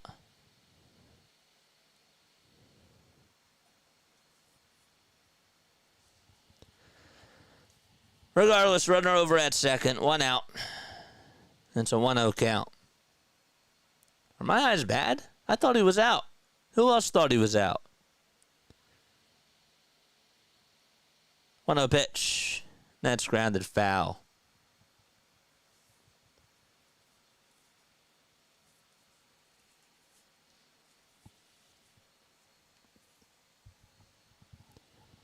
Brian Rocchio is up. He's 0 for 1. He grounded into, or got on with an error. The next pitch, fouled away. Came in at 95 miles per hour.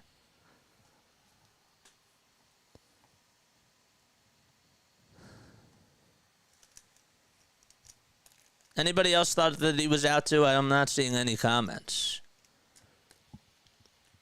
from anybody that's watching the game. Did you think he was out too? 1-2 pitch, and that's inside and in the dirt. These umps are dog water. So Danny believes that he was out too. A base hit ends the game, and we're just in the top of the 4th, folks. According to KGB.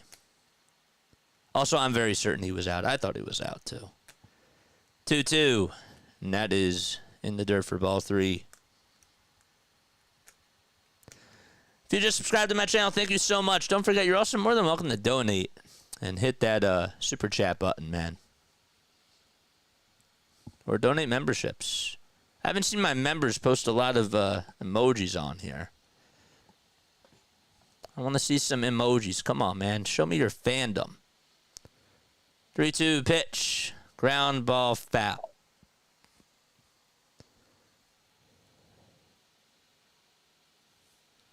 I've always been a man of faith. Like, realistically, they may be struggling now, but I still believe. I still have optimism, man. 3-2 pitch on the way. Line driving that over to center field, and that's going to drop in for a base hit. Stopping over at third base is Jimenez. The throw is drawn over back towards the mound, and Harper able to make the catch, and no throw was made back over to first.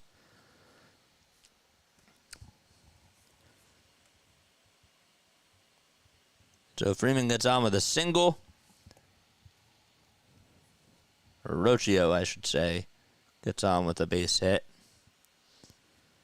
Now it's Bo Naylor's coming up. There we go. Let's see those Phillies emojis. Come on, man. That's what I want to see.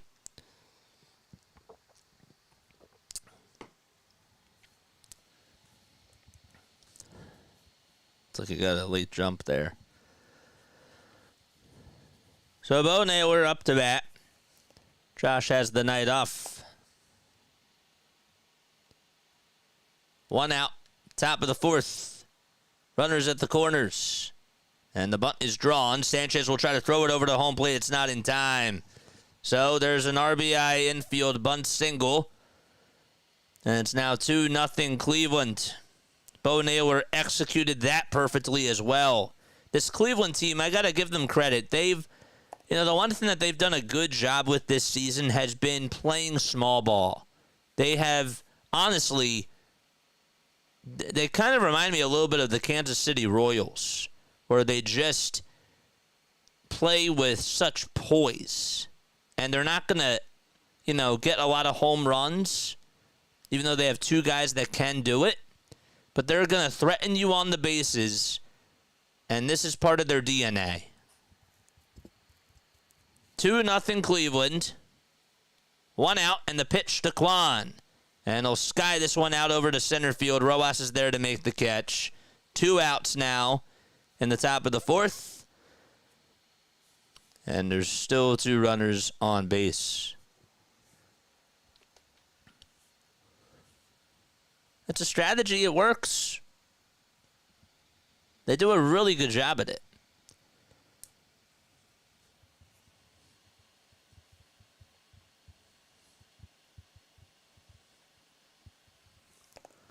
Small ball hustle wins games for sure. Yep, absolutely. Now there's Angel Martinez, who singled and also reached on an error. And the pitch, ground ball foul. They have a lot of fast guys, too, on this team. And that, they may hit ground balls, but they're going to hustle. It's a part of their DNA. It's a part of their identity.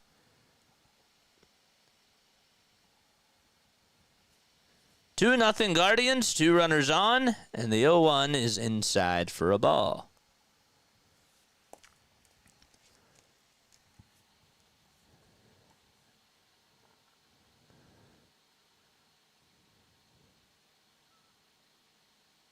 The 1-1 pitch. Line driving that over to left field, and Marshall played on a bounce. It drops in for a hit. The throw is drawn to the plate. It's way off the line. Coming in to score is Rocchio, and it's now 3-0 Cleveland. So Stephen Kwan, or Angel Martinez, I should say, able to get on with an RBI single. And that makes it now 3-0. See where this pitch was again. Yep, right down. Right at the knees. Good job by Martinez to fight that one off. And now it's Jose Ramirez who's coming up to the dish. And we have time called on the mound. So Caleb Cotham wants to go out there to talk things over. We'll rate Dirty Rob TV. Even though he's not doing the Guardians game. Who is doing the Guardians game? Huh? I don't think anybody is.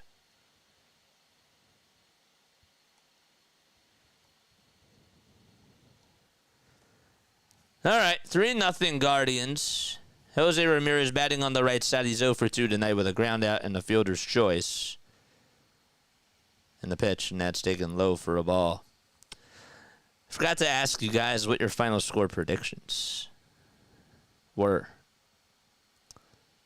Could be. 1-0. And he skies this one out over towards straightaway center field. Rojas calls off Stott, and he's there to make the grab.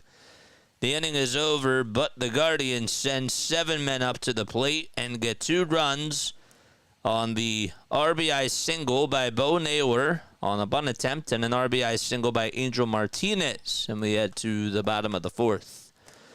It's time for our fun facts on this day in Phillies history, baby. Let's go. So, of course, shout out to BroadandPattison.com. They provide such incredible content with this. So today is July 26th. First of all, happy birthday to Joaquin Benoit. How about that? I didn't realize that his birthday was today. Marty Bystrom's birthday was today as well. He was born on this day in 1958. All right.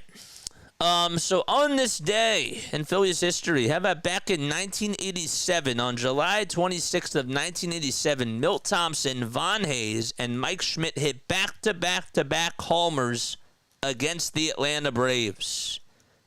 And the Phillies were able to win that game 7-3. In 1988, so 1 year later on this day, we had Mike Schmidt, who appeared in his 2,000th 155th game at third base, setting a new National League record as well for that. We got a membership gifted. Enjoy one month access to Orioles Birdwatcher. He's gifted me a membership. Thank you, man. Appreciate that. Appreciate it very, very much. That's so nice. Wow. I got gifted a month membership by him. That's really, really nice. You know what? Now we're going to go raid him after this. Well, he has subscribers only on, and I don't like to do it with subscribers only. I love showing them support, but I'll make sure I go say thank you to him. It's just not like a friendly way, though, to go out there and say hi, All right, no balls, 1 strike to Bohm. The pitch, line drive down the left field line. It's a fair ball. It's going to go all the way towards the corner. Kwan gets over to it, and Bohm's going to jog into second base with a stand-up double to start off the bottom of the 4th. All right. So that is how the Phillies start off their offense in the bottom of the 4th, and Bohm gets on with a double. He's been getting a lot of extra base hits for the Phils over the last 4 or 5 games. Also went just over the glove of Jose Ramirez.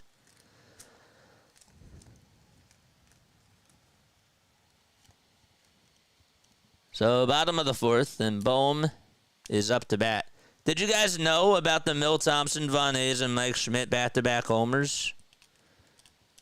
Pitch to JT, grounder, hit over to third base, and Ramirez throws it over to first, and it's in time. Thought that was a really cool one.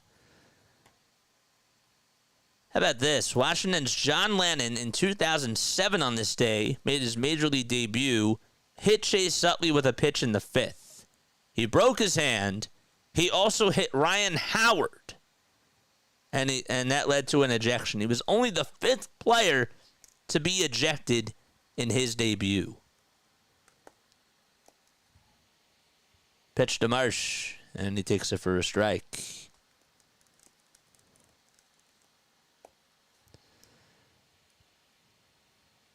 Marsh 0 for 1. He struck out in the 2nd.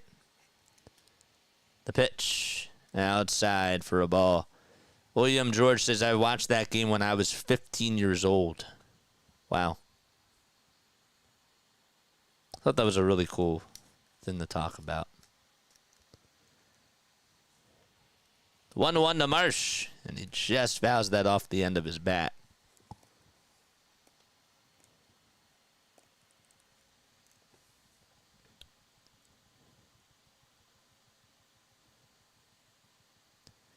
Phillies also hit 7 homers on this day back in 2018. They got a homer from Rhys Hoskins, Maikel Franco, and Nick Williams. All three of them hit 2 homers. And Carlos Santana also homered in that game as well. He actually could have had 2 homers. He just missed it. I remember that game. Bounced off the top of the outfield fence. 2-2. That is inside for ball 3. That was against the Cincinnati Reds. The Phillies won that game 9-4. At Great American Ballpark. 3 balls, 2 strikes. Bohm over at second, and the payoff pitch. And Marsh stays alive as he fouls it away. It was outside, but honestly, he had to swing at that pitch because Rob Drake's been calling that a strike.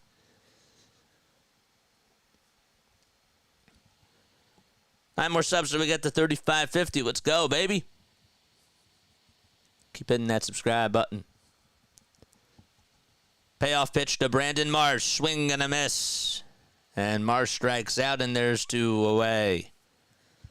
Got a curveball right down the pipe in his wheelhouse and could not catch up to it.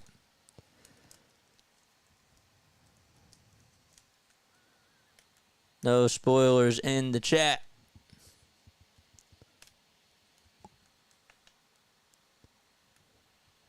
Austin Hayes is available to play tonight. Pitch to Castellanos, and he dribbles that one foul over towards the third base tarp.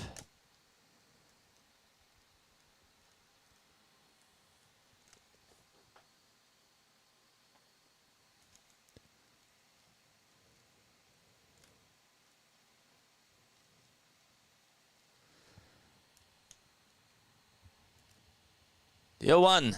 That misses outside and low. In 1968 on this day, or 1960 on this day, Phillies ended a streak of 38 scoreless innings. The pitch to Castellanos. Fly ball hit out over to left field. It is a foul ball. And the count is 1-2. That was a nice catch, too, by that fan. They scored in Chicago in the 6th inning. That was on July 26th of 1960. Tony Gonzalez hit a double, and Johnny Callison drove him in. And remember, 38 scoreless innings. 1-2 pitch on the outside corner at the knees for a called third strike, and the inning is over as Castellanos does a little bat flip. And we head to the top of the 5th. Guardians lead 3-0. All right, so what we're going to do is we're going to go raid our boy. Going to go raid Sports Factory right now. We're going to go raid Dirty Rob TV. That's who we're going to go raid, all right? We're going to go say hi to Dirty Rob TV. And we're going to go say play-by-play with JJ Raid, all right? So I'm going to drop the link, and we're going to go say hi. Let's see if they notice us. Let's go. Let's go over. Click that link. We're going to post it one more time for all y'all. That's where you're going to go, and we're going to go raid. Dude, he's not good. Like, okay, that's fine. They're allowed to trade for whoever they want, though.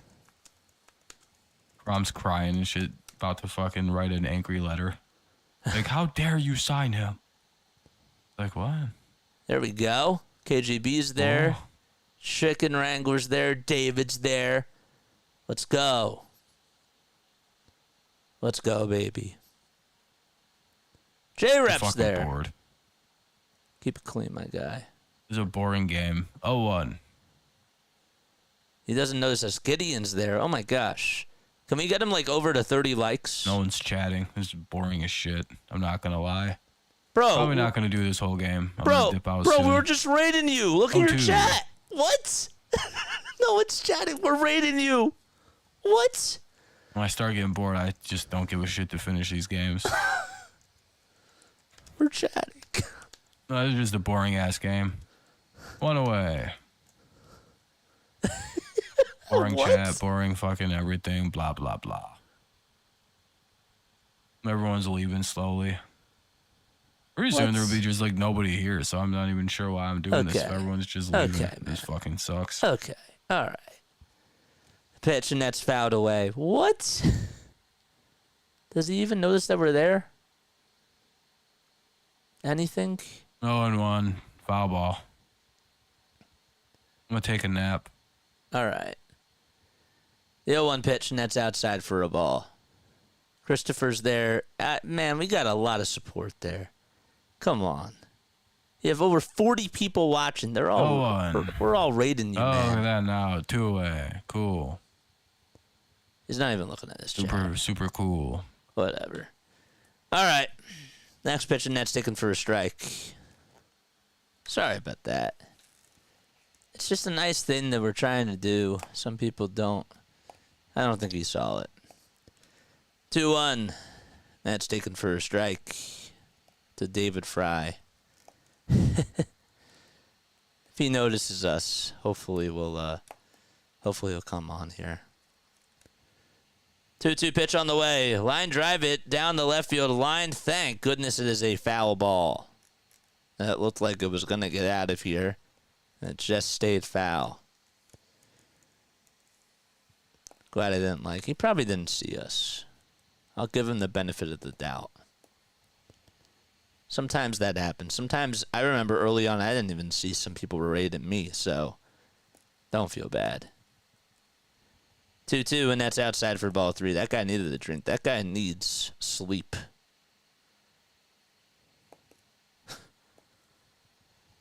Three-two pitch. That's outside for ball 4. Good take by Fry. That's his 3rd time that he's gotten on today against Cristopher Sanchez. 125 likes on here, though.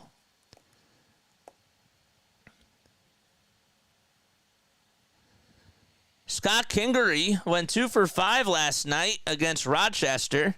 Remember, he's still in the Phillies organization. Hit 2 homers and 3 RBI. Pitch on the way. Fly ball hit out over to left field, and Marsh backpedals, and they'll make the catch to get the first out of the inning. So that was Junkensi Noel. That lined out to left. Don't forget, we're going to be covering the Olympics next week. We're going to be doing men's and women's basketball. We're also going to be doing women's volleyball while we're still doing the Phillies. And we're going to be covering Coco Golf as well. So that'll be fun. 1 out. The pitch. Line drive foul. That was the raid ever. Well, he didn't notice us, so.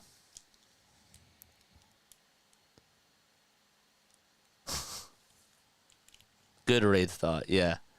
I mean, I like supporting streamers, you know? It's just a nice thing to do. It just backfired.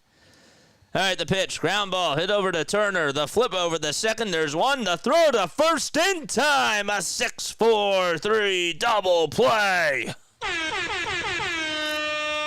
And the inning is over. Bottom of the 5th coming up. Phillies down by a trace amount of runs.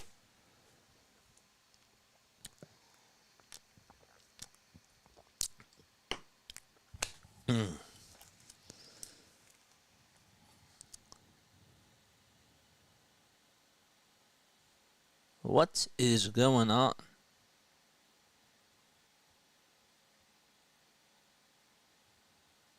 I thought something was going on Twitter. All right. Here's a question that I have for y'all. I want to ask you guys, and I want to get your honest opinion about this. Okay. I was having a debate with somebody about a year ago. Okay, and she's from England. Actually, it was more than a year ago. She was on Discord. I found her. I used to play this game.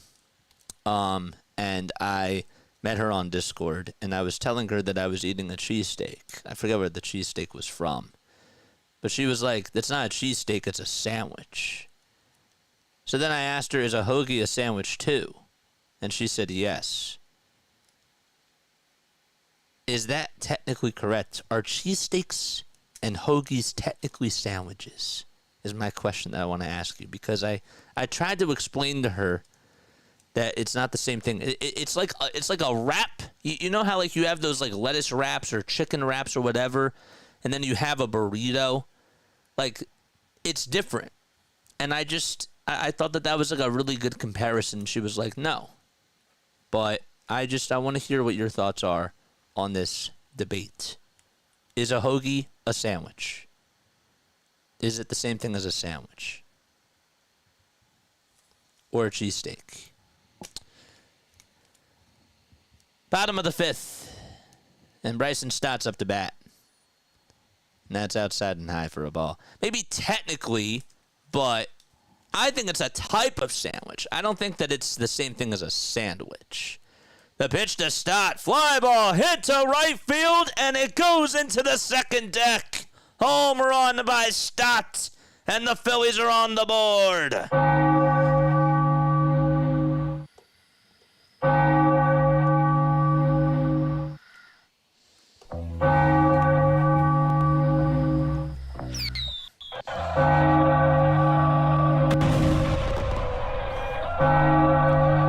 Let's go. 3-1.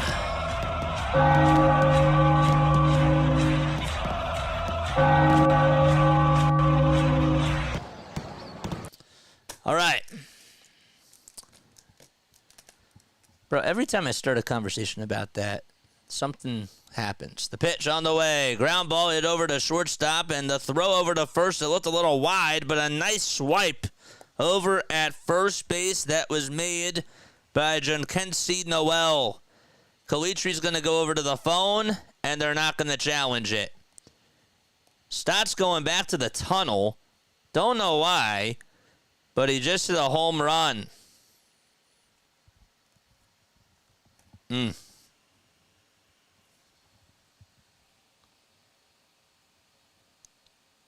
least the Phillies are on the board, though. Here comes Kyle Schwarber and the pitch, and that's taken low and inside for a ball. The 1-0 to Schwarber. That's also inside and low for a ball, too. Chicken or the egg? That's a really good restaurant.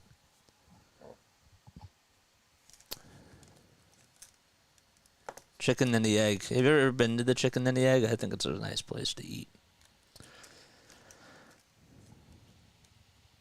The 2-0 to Schwarber. Now, how's that called a ball? But yet the pitch to Brandon Marsh that he was called out on strike 3 was a called strike. It's a 3-0 count nonetheless. Lively kicks, fires, and he throws it up high and outside for a ball. Lively even throws his hands up saying, how's that not a strike? All right. So now the tying run is coming up to the plate. And Trey Turner, with one swing, could tie up the ball game as Schwarber stands over at first, and we have time called on the field.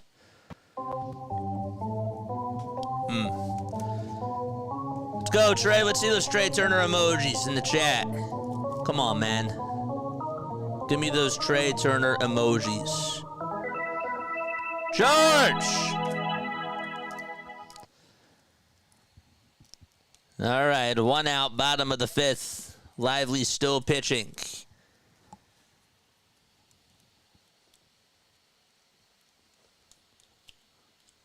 Phillies will be honoring David Montgomery from going into the Wall of Fame on Saturday, August 17th. Pitch to Turner, swing and a miss. He got fooled on the changeup and was pretty early there.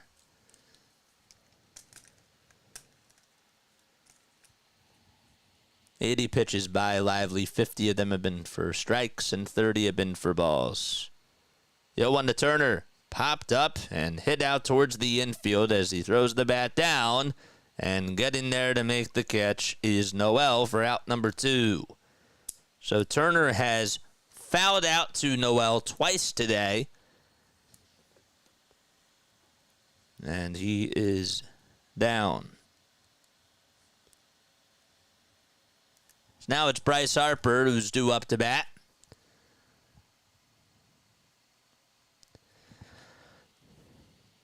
Harper has a chance to come through here. He's popped out twice. He's made a couple of defensive mistakes as well.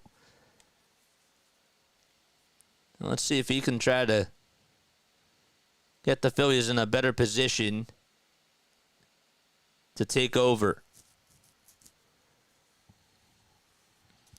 The pitch to Harper. Ground ball. Diving stop by the second baseman, and the throw over to first is in time. That was a nice play over at second base by Andres Jimenez. He just saved a base hit there, and the inning is over. The Phillies do get one back, though, on a solo homer by Bryson Stott.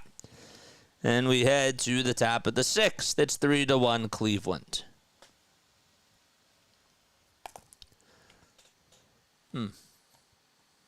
Of course they are sandwiches, but we own the names of them, so check with Philly first. They're types of sandwiches, but they're not. It's not a sandwich. That you don't call it a sandwich.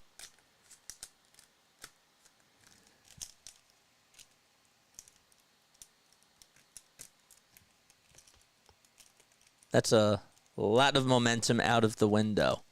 They got to run. At least they did something there.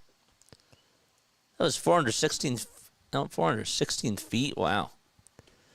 Don't forget to like. Don't forget to subscribe. You're also more than welcome to donate to the channel via Super Chat, or you're more than welcome to gift other people donations on here. I have 133 likes, 254 people tuning in. I appreciate you all so much for being here. What do you guys think? Is a hoagie and a cheesesteak the same thing as a sandwich?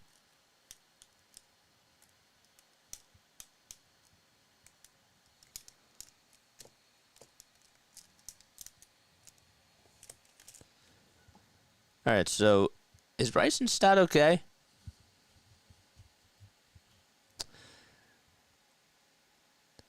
Matt Gelb tweeted out something interesting 2 minutes ago.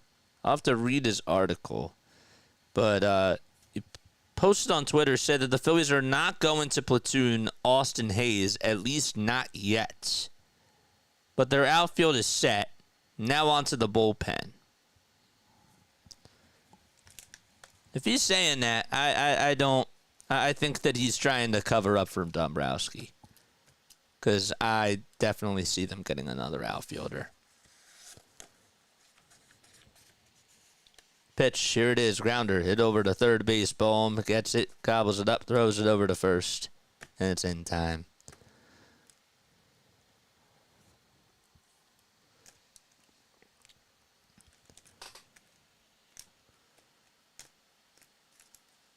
They're a type of sandwich, but you don't just call it a sandwich, though. It's like, what's a good explanation? One out. In the pitch, and that's taken for a strike.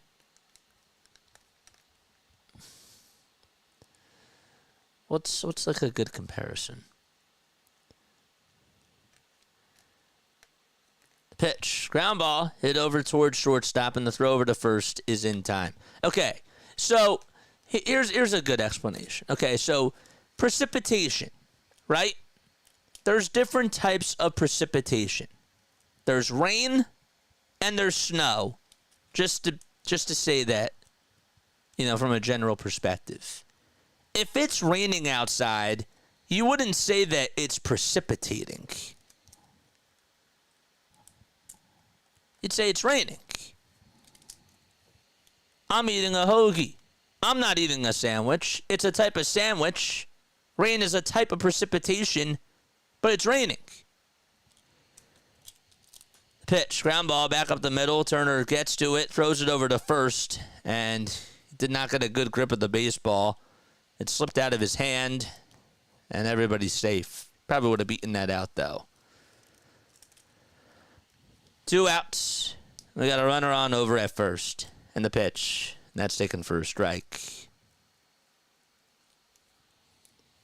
Stephen Kwan is up. He's hitless in 3 at-bats.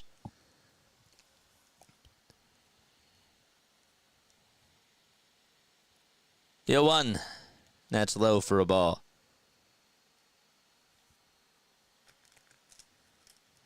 It is precipitating, but like you're not going to say from a daily conversation type of a perspective, you're not going to say that it's precipitating. You're just going to say that it's raining. That's more descriptive. It's a better descriptor. 2 balls, 1 strike to Stephen Kwan. I thought that was a really good analogy.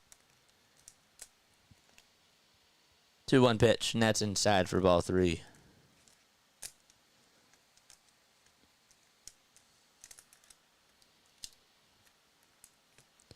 All right, 2 outs, top of the 6th. Sanchez with just 84 pitches. And we have a runner at first in the 3-1, and that is grounded foul.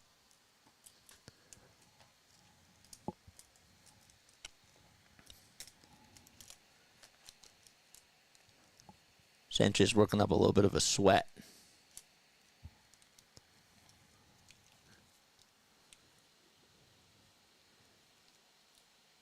Three-two pitch. And that is low for a ball.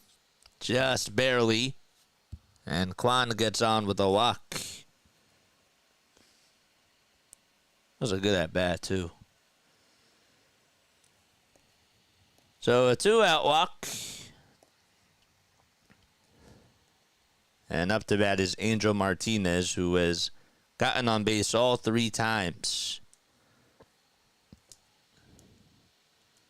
No, a roll is a type of bread. A roll's a type of bread. A roll's not a sandwich. A hot dog roll is a type of bread. Hamburger bun or a roll. The ball's 1 strike. The pitch, swing and a miss. So it's a 0-2 count.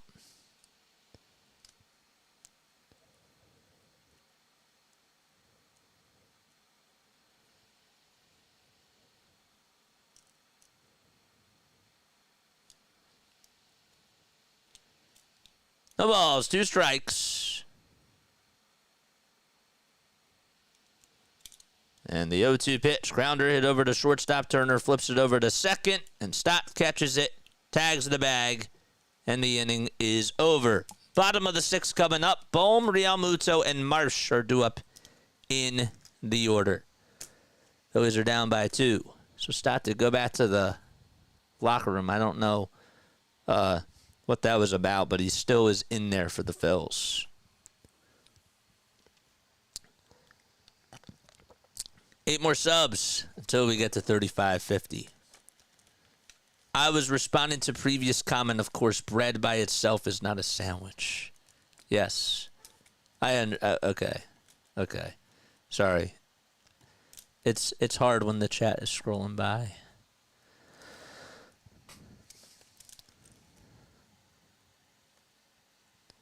Did Brian De La Cruz homer? All right, let's take a look at the out-of-town scores. We'll do that right now. Guardians lead 3-1, in case you didn't know, against the Phillies. That's who they're playing. We were in the bottom of the 6th. Twins lead 8-2 against the Tigers. They go to the bottom of the 6th out in Detroit. Rays and Reds are knotted up at 2 apiece in the bottom of the 6th inning.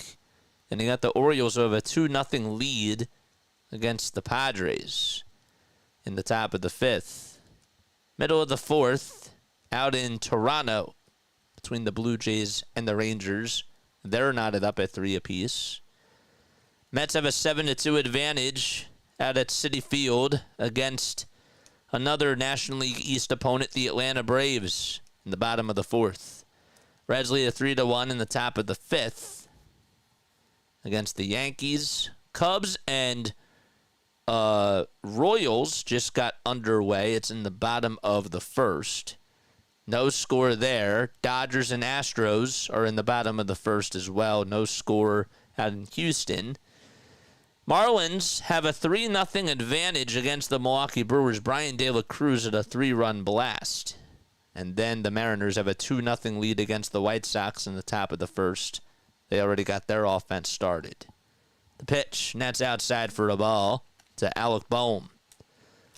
So we start off the bottom of the sixth. It's 1-0. That's the count to Bohm, and he takes the next pitch for strike one. Lively's still pitching. Jose Ruiz is warming up for the Phils now, so Cristopher Sanchez, his day is done. The 1-1 delivery. Fly ball hit out over to right field. Going back towards the track to make the catch is the right fielder, and that is Angel Martinez. Just tracked it down and makes the catch for out number one.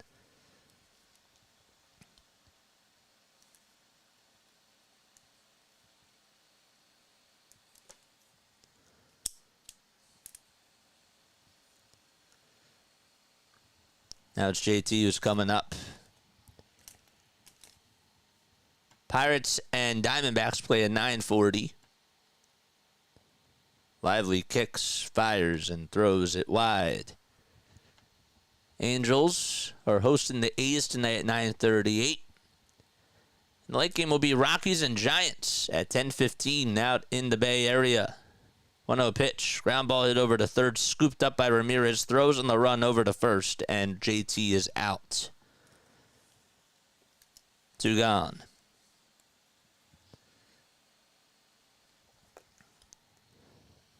The sky looks absolutely gorgeous out at the bank. It's sunset, of course, but it's like orange out in left field. And then as you go into center, it tails into the night. It's like two different stories on both sides of the outfield. The pitch, and that's taken for a strike to Marsh, who was struck out twice today. And the 0-1 is wide and high. Hit the thumbs up button, hit the subscribe button as well. The 1-1 pitch, ground ball, scooped up by the second baseman Jimenez, throws over to first, and Marsh is retired. Andres Jimenez has made some really good defensive plays today, and we end the sixth and head to the seventh. It's 3-1 Cleveland out at the bank.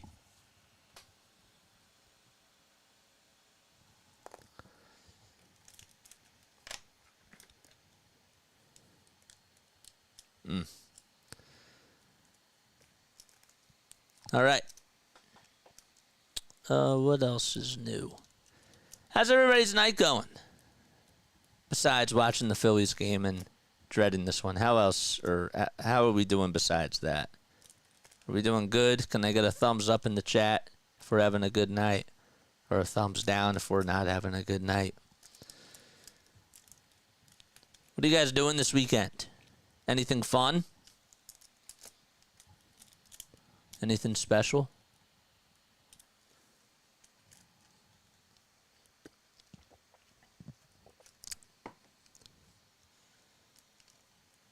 Don't forget to hit the thumbs up button and hit the subscribe button as well.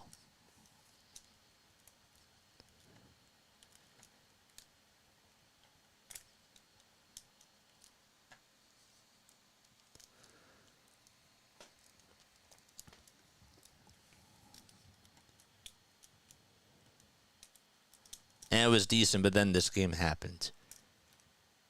I get it. I get it. Subjecting myself to Phillies torture besides the game. How's everybody doing? Explaining the Phillies just tweeted out, I've seen enough. Time to sell at the deadline. Bro, people are actually serious about this stuff. It's really funny. I'm not saying that he's being serious. But, yeah. All right, so the Phillies are down 3-1. The Guardians got their first run in the top of the first on an RBI single by David Fry. After a little mishap over at first base by Bryce Harper. Then the Guardians would get 2 runs in the top of the fourth inning on an RBI bunt single by Bo Naylor and an RBI single by Angel Martinez.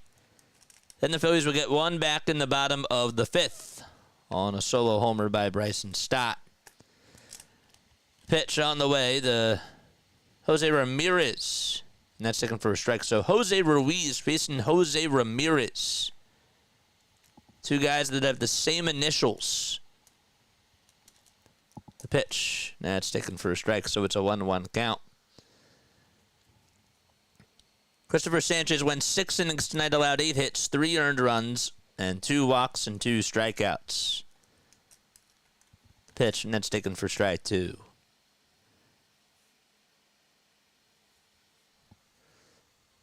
$244 people tuning in, man. We got a lot of people. That's great. 1-2 pitch. Inside and low for ball 2.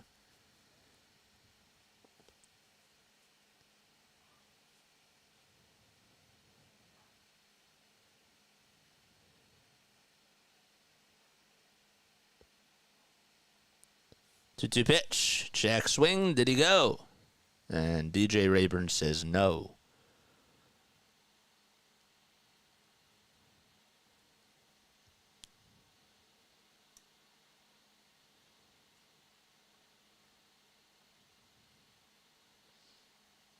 Three-two pitch on the way. And that is just laid off by Ramirez. And he will be rewarded first base.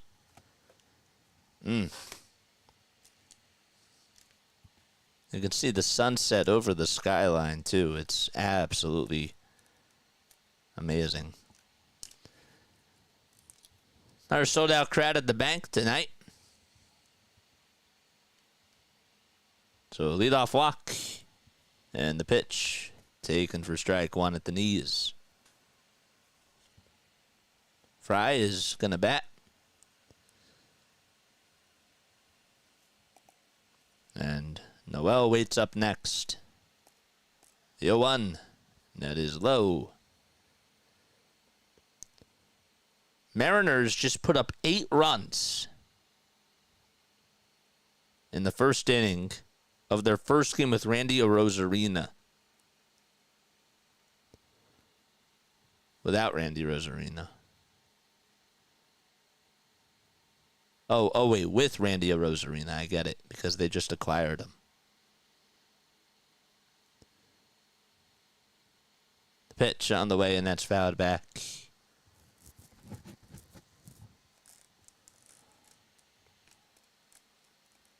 I get it, Brian. I got a City Connect bell out in right field, so it's a light blue and yellow stars. Really golden stars. Next pitch, and that's fouled back. I've always wondered, like, how did they light up the bell like that? I'd have to ask one of my professors that actually works in the production side of that, because it's so cool how they do it. 1-2 pitch. Did that get a piece of him? I think I don't think it got a piece of him, but he swung at it. It was up high and inside, and they're going to call Fry out. But the Guardians are going to review this. Looks like Rob Drake ruled him out. Bench coach is going to go over to the phone, and they say roll on, so he strikes out on a pitch that hit him. He took a full swing at it. That was foul, or was that foul tipped into the glove? It was. It was foul tipped into the glove. It looked like it may have hit him. It may have hit the knob of the bat first and then got a piece of his hand, and JT held on. Crazy. The pitch. That's taken for a strike. Well, if it would have hit him after it hit the knob of the bat, then it's a dead ball. So they ruled it as just hitting the knob of the bat, and then it went into JT's glove. The ball is 1 strike, and the next pitch to Noel was swung on and missed for strike 2.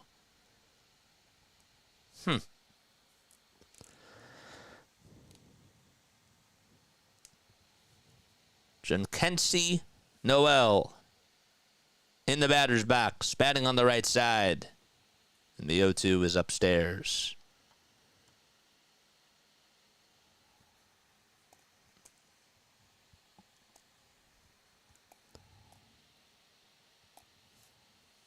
One ball, 2 strikes. 3 seconds left on the pitch clock. Throw back over to first. It's not in time. Ruiz this season, in case you're wondering, he has a 4.85 ERA. He's 29 years old. He's 6'1", weighs 245 pounds. He's from Guacara, Venezuela. Next pitch, and that is low and outside for a ball. I give JT credit for being able to hang on to that foul tip into the glove. 2-2 pitch. It was a little bit inside, but it's a called strike 3, and Ruiz will be happy to get the call there.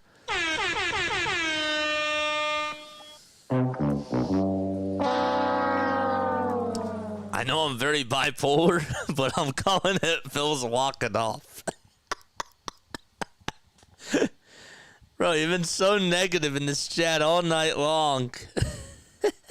That's funny. The pitch on the way, and that's taken for a strike. Andres Jimenez is up to bat. He's 2 for 3 with 2 singles, a run scored, and a stolen base. And remember, Josh Naylor's not even playing. So they could use him off the bench. Not trying to be a Debbie Downer. The 0-1 misses way up high and inside. You're going to training camp. That's really cool. To watch the next NFC champs. You're funny. 1-1 pitch. Swing and a miss. You're probably going to say, well, JJ, you laugh now. 5 months later. Well, 6 months later. 251 people watching. Please hit the thumbs up button. Jane, I got to make you a mod. I don't know why I haven't done that. I got you, Jane. 1 ball, 2 strikes. 2 outs. And the next pitch. Swung on and missed. Back-to-back strikeouts by Jose Ruiz. And the inning is over.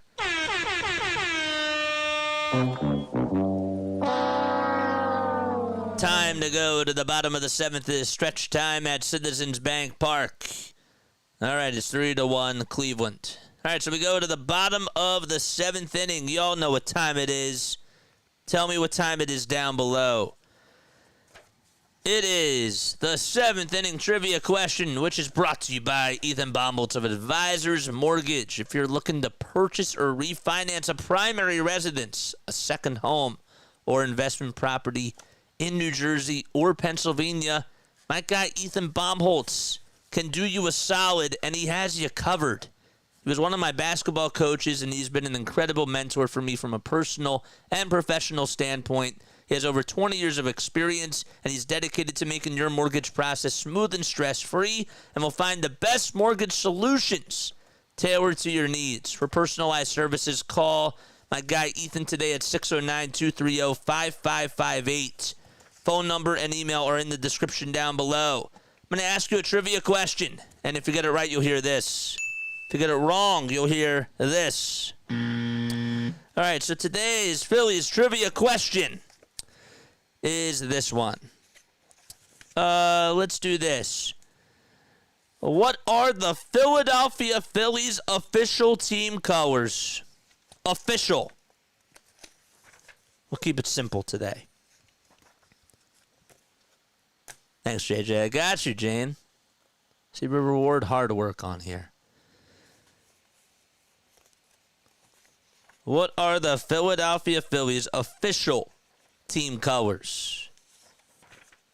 Anybody know the answer?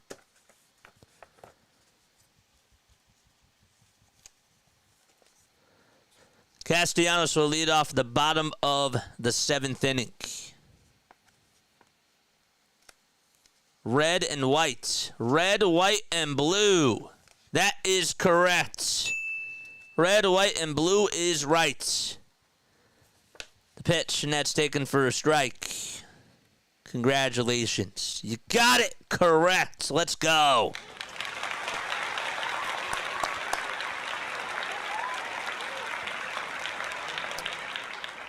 The 0-1 pitch. Grounder hit over to shortstop, and the throw over to first is in time. There's one away. Trick question. It is red, white, and blue. Blue, red, and white. Yep, that's all correct. Red and gray. Nope. I tricked you. It is really their colors. But I wanted to add an official. The 1-0 pitch. Or the first pitch is taken inside for ball 1 to Bryson Stott. Stott did homer back in the 5th. Put the Phillies on the board. And the 1-0 pitch fouled back towards the screen. RG Energy, what's going on, man? How you doing? I thought it was even a trickier question. Yep, I made you look, man. I try, man. In front of 261 people, I have to try. 1-1 pitch, and that was painted on the outside edge for strike 2.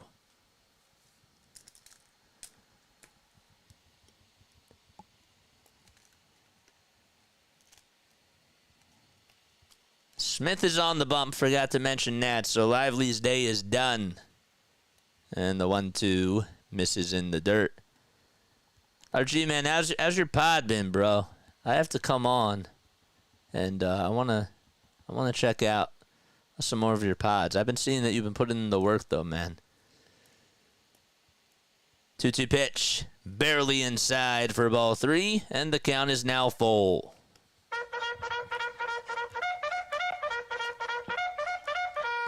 George! Payoff pitch to Stott. Line drive back up the middle for a base hit. It goes out to right field. And Bryson Stott gets on for his second at-bat in a row. And he gets on with a 1-out single to start off the bottom of the 7th inning. He hit it sharply on the nose, too, and just hammered it right back up the middle, past Jimenez. Tying run coming up to the plate.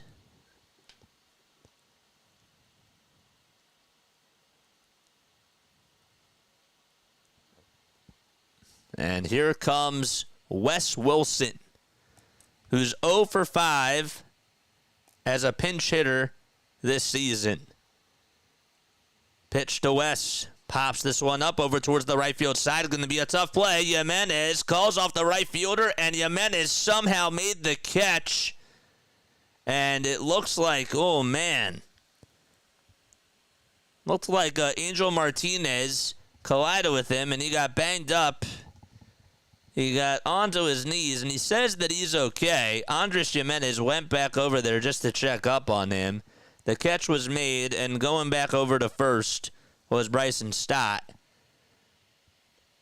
Not an easy play. That's sometimes what you call not as easy as it looks, where you have to communicate with somebody else that's out there to just see who's going to call everyone off to, to make the big play. Even though it was a routine fly ball, that's what makes the sport not so easy. So Vogt is going to go out there along with the trainer for the Guardians just to check up on the both of them. And they both say, I'm okay. I just collided with one of my teammates, but I'm okay. I'm good.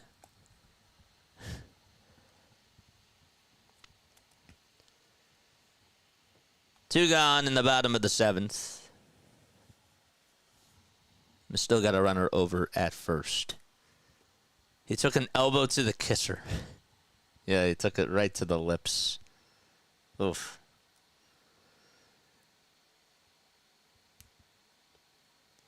That's probably going to be sore tonight. I don't know if he has a significant other, but imagine going home to that tonight and saying I can't do that because my lips hurt. Ugh. Man. 2 outs. Bottom of the 7th. We got a runner over at first. And here's Schwarber up to the plate. And he takes that outside for a ball. I don't know why that was like the first thing that came to my head. even though they're the road team.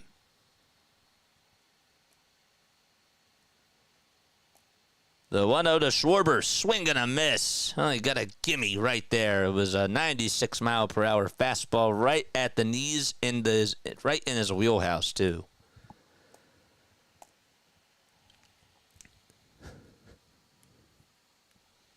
One ball, one strike, toss back to first, and diving back in there safely is Bryson Stott. So nighttime has settled in. Sunset was over about 15 minutes ago. And it's all dark out at the bank with the stadium lights on. 1-1 to Kyle. Swing and a miss. That fastball came in at 97 on the gun. Cleveland has the lowest ERA, lowest bullpen ERA this season at 2.50. Cade Smith, of course, a 25-year-old who's on the mound. There's a 2.11 ERA, and he's definitely been a big factor out of the bullpen.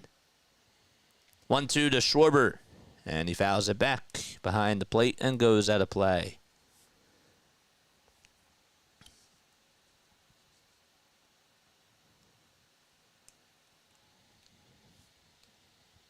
Your game's not over yet. They have bases loaded in the bottom of the 7th. Even though it's 8-2 Minnesota. The next pitch, outside, check swing, did he go? And they say no. Nobody thought that the lip thing was funny. I thought it was kind of funny.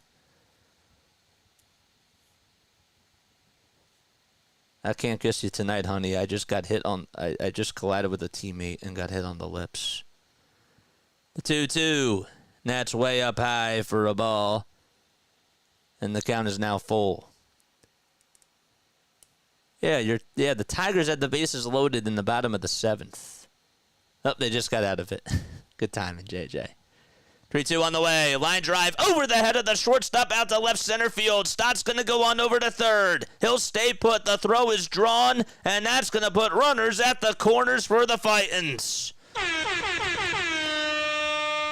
All right, good swing by Schwarber. It looked like the pitch was a little bit outside, and now Trey Turner, who has not had a good night tonight at the plate, has a chance to erase a bad night and make it into a good night.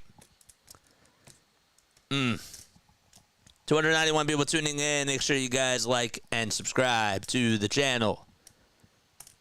Let's see those Turner emojis, man. Come on. Let's go. So Schwarber's over at first. Stott's at third. There are 2 outs. No sacrifice fly is possible. So we have time called on the mound. The pitching coach, Carl Willis, is going to go out there to have a conversation with Cade Smith. Last outing, he went 1 2/3 against the Tigers. He hasn't allowed an earned run since the beginning of the month. Tying run at first, go-ahead run up at the plate.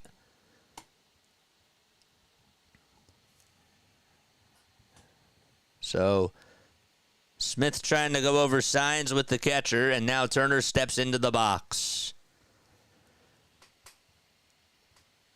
8 seconds left on the pitch clock, and the first pitch to Trey, it's just up high for a ball. Charge! Phillies are 0 for 5 with runners in scoring position tonight, and here's another opportunity for them. The 1-0, that was way inside, and Turner got fooled and swung on and missed at that sweeper. I mean, it was so far inside that it was nearly close to hitting him. One ball, one strike. The next pitch to Trey, and he fouls that one back. Got a pitch that was on the outside edge at 96. Turner is batting .233 with 2 outs and with runners in scoring position this season. The 1-2 to Trey. Popped up again. Hit out over towards shallow left field. And Jimenez calls everyone off and will make the catch. And the inning is over. Phillies threatened with runners at the corners and nothing to it. And we go to the top of the 8th. It's 3-1 Cleveland. It was Brian Rocchio that actually made the catch. Apologize. All right, sip of water time. In case you guys are new to the channel, my name is Jason Joseph. This is Play-by-Play with JJ. We go live for Phillies baseball, Sixers basketball, and Eagles football as well. We're also going to be doing USA men's and women's basketball, women's indoor volleyball, and we will be doing some tennis matches as well over these next 3 weeks.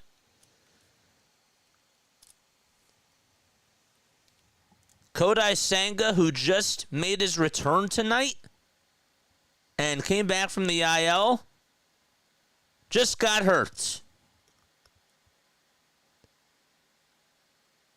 They're calling it a calf injury.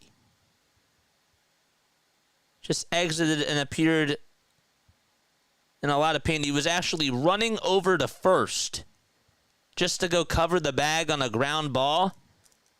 And he walked off on his own, but he sat down in a lot of pain. That's too bad for him. You know, we may not enjoy rooting for the Mets, but we never, ever wish injury upon anybody. And that's too bad. What's up, Lou? How you doing? I feel bad for him. It is Christmas in July with the Philly Fanatic. How about that? He has a blue Santa Claus hat on. Because obviously the Phillies can't celebrate Christmas because the season doesn't go till December. So they do a little Christmas in July. And I think that's awesome. Pitch on the way, and that's taken for a ball. So top of the 8th, 3-1 Guardians, and the pitch to Kwan. Fly ball hit out over towards left center field. Wes Wilson, who comes on in, gets called off by Martian. He'll make the grab, and there's one away. Jose Alvarado in relief for the Phils. He's now the second relief pitcher used today. He's out there on the bump.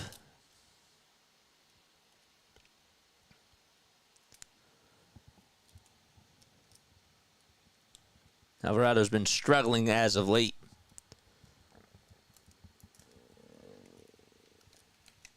The pitch, and that's inside for a ball at 98 miles per hour on a sinker. And that looks pretty good, but just inside.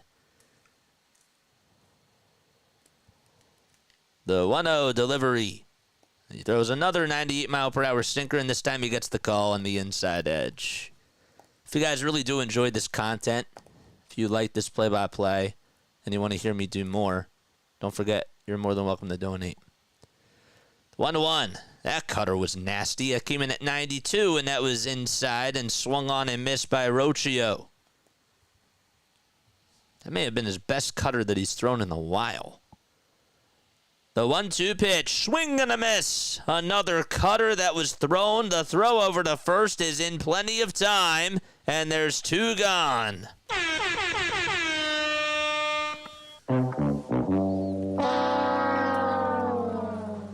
Nice pitch, too, by Alvarado. That cutter didn't have as much of a dip to it compared to the previous one, but it was a good thought. As I like to say, that pitch spelled nothing but trouble. It was just bad as soon as it was released. First pitch, and this time he gets the call. The pitch was a little bit high, but it came in at 98 miles per hour. Bo Naylor batting, and the 0-1 is outside and low. 2 up, 2 down, top of the 8th. 1 ball, 1 strike. Alvarado looks over at first, now back to the plate, kicks and delivers. And that pitch misses in the dirt.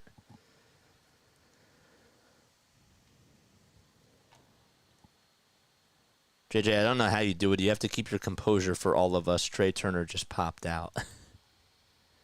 2-1 pitch. That's taken for a strike. At 97. See, this is what I mean by when Alvarado, when he's on, he's lights out. 2-2 delivery. On the way. Check swing. Did he go? And they say no over at third. He barely held up. And that's going to make the count full. The payoff pitch by Alvarado. Swung on and missed. Alvarado punches out Naylor. And we go to the bottom of the eighth. Back-to-back strikeouts. Harper, Bohm, and Realmuto are due up for the Phils. That's the meat of the order. All right.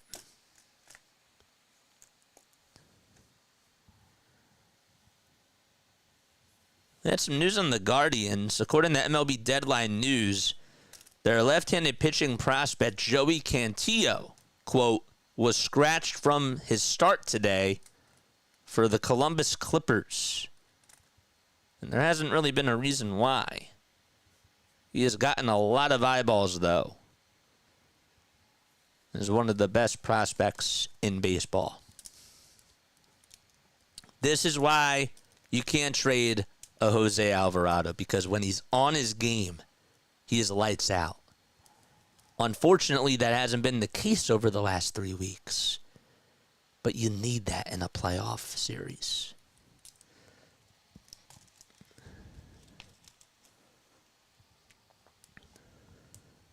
Mets are going to catch us. That's the first time I've heard that in a really, really long time.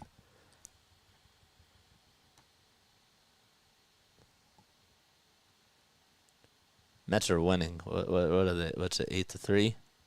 They still haven't even gotten over the Braves yet. 3 more subs until we get to 3550. Who's going to be number 3550?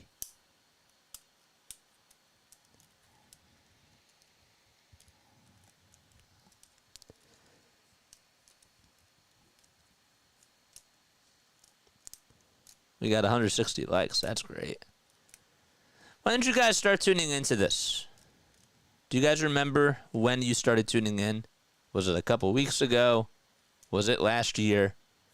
When did you guys start tuning in? All right, here comes Harper. He's not had a good day on both sides of the diamond, but he swings and misses at the first pitch. Gaddis is pitching. That's Hunter Gaddis. He has a 1.13 ERA. He's been their 8th inning guy. Class A's been their 9th inning guy. The 0-1. A pie for a ball. If the Phillies can get to the Guardians bullpen, that's impressive.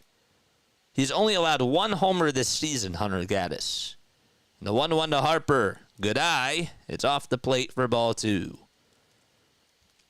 Seems like ever since Kevin Long got ejected, that Rob Drake has made better calls. The 2-1 to Harper. That was a little bit off the plate, but it's a called strike. Maybe I spoke too soon. That pitch was that pitch. To be fair, it looked like it was more of a strike there. The 2-2 to Harper, and he fouls it off.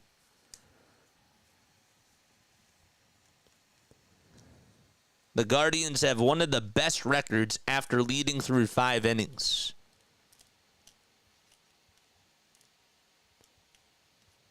This pitching staff has been stellar. 2-2 to Harper.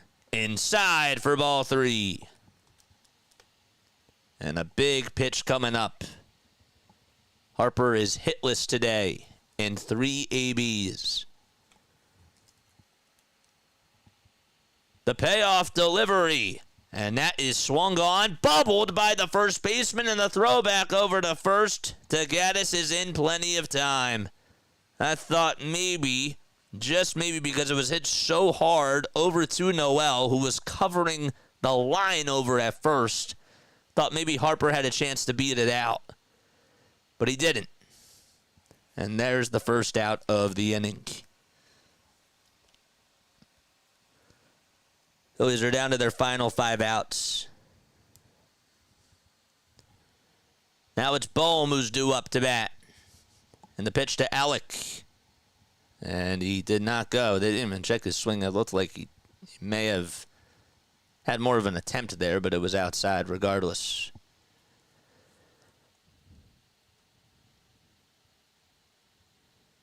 One-0 pitch. Way off the plate for ball 2. Hunter Gaddis is 26 years old. He's 6'6". He's from Canton, Georgia. Not Canton, Ohio. 2-0 delivery. Bouncing ball. Hit over to shortstop. And the throw across the diamond is in time. And there are 2 outs. And now JT is coming up to bat.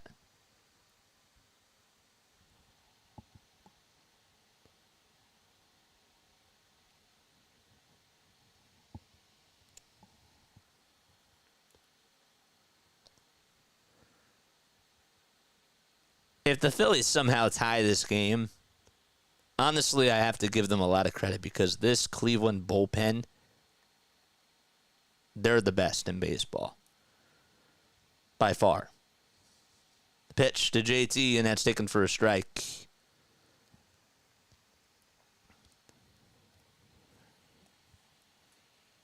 No balls, 1 strike.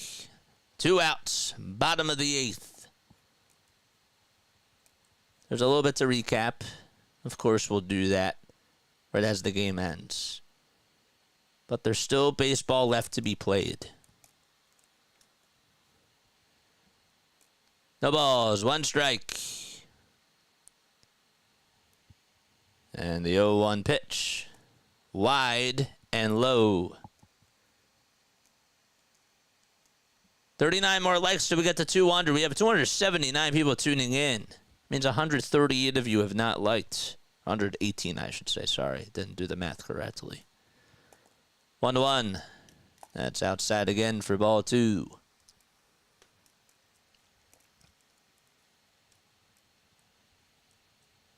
This isn't exactly like the Eagles. I disagree with that. We have to wait and see how the season ends. The pitch. And that's fouled off. My blood is boiling to a degree I've never felt before. If this is the most frustrated you've been as a Phillies fan, then I don't know what to tell you. 2-2, and that's fouled off.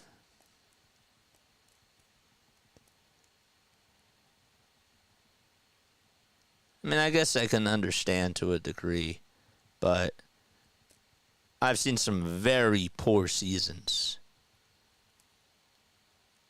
2-2 to JT Realmuto. And he fouls it just behind the plate and stays alive.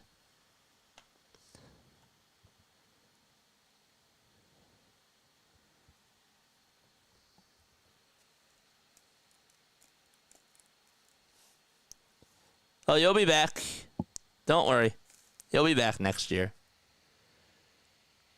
2-2 pitch on the way. Fly ball, hit out over to right field, not that deep. And there to catch it for out number 3 is the right fielder, Angel Martinez.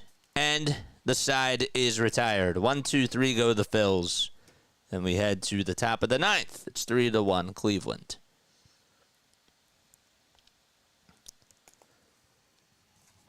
If you're going to beat this Cleveland team, you got to get to their starting pitching. They're a team where it's going to be really, really hard to beat them with their bullpen. That's the truth. That's a part of their brand of baseball. So I highly expect, unless Clase has a meltdown in the bottom of the 9th, if it's still a 3-1 game, obviously, it's going to be hard. I'm not saying that the game is over. I'm saying that it's not going to be easy. It's not over till you get the last out. It's the truth. Everybody relax. They just keeping the powder dry for late season push. Of course the expectations are now. Yes. But let's be realistic for a second. And let's cool the jets. Who has the best record in baseball? The Phillies. Okay. Who's going to go out there to get another couple pieces at the deadline to help improve the team? The Phillies. I expect that to happen. If you believe that this team is just going to play this bad of a baseball for the next 2 months, the Phillies, that's not in their DNA. I'm just telling you. I would be shocked if they win 12 games the rest of the way. Or if they even go under 500. When they were on a high, we said that they're a World Series team. And we can still believe that. This is their first rough patch that they've had. Pitch. There's a little drag bunted over towards the third base side, and it is a fair ball. And everybody's going to be safe. Orion Kirkering is pitching. And on the first pitch, there's a drag bunt. So Stephen Kwan able to play some small ball. And Angel Martinez is coming up to the plate. It was smart. It was a wise decision for Bohm not to play that. But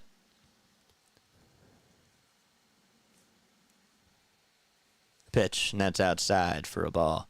Of course, the expectation is World Series.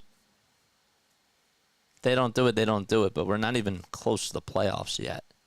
Got to get through the 163. 1-0 pitch, and that's taken for a strike.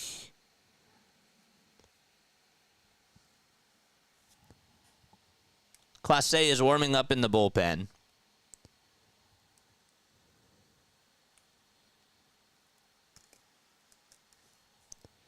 And the 1-1 is grounded foul. Correct. 31 other fan bases wishes they were us. Our fan base was ready to burn the stadium down. But then again, our fan base was also ready to go celebrate a parade after May. I got to call it like it is. 1-2, and that's way up high for ball 2. They're fun to watch when they're playing really well.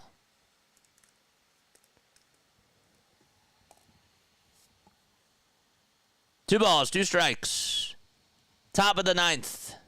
3-1 Guardians. And the next pitch on the way. Fly ball hit out over to right field. If it's fair, it's gone. It is a foul ball. Martinez barely got out in front of it. JJ, I don't know how you do it. The eternal optimist. I was pretty down on the Birds. I was pretty down on the Sixers after the end of the years last year. You got to have some faith. 2-2 pitch. Swing and a miss. Orion Kirkering gets the strikeout, and there's one gone in the 9th inning. It was a high fastball, too. We had the best pitching staff in the first half. Comes Jose Ramirez, and he takes a strike at 98 on the outside edge. Orion has been not so sharp over his last couple of outings.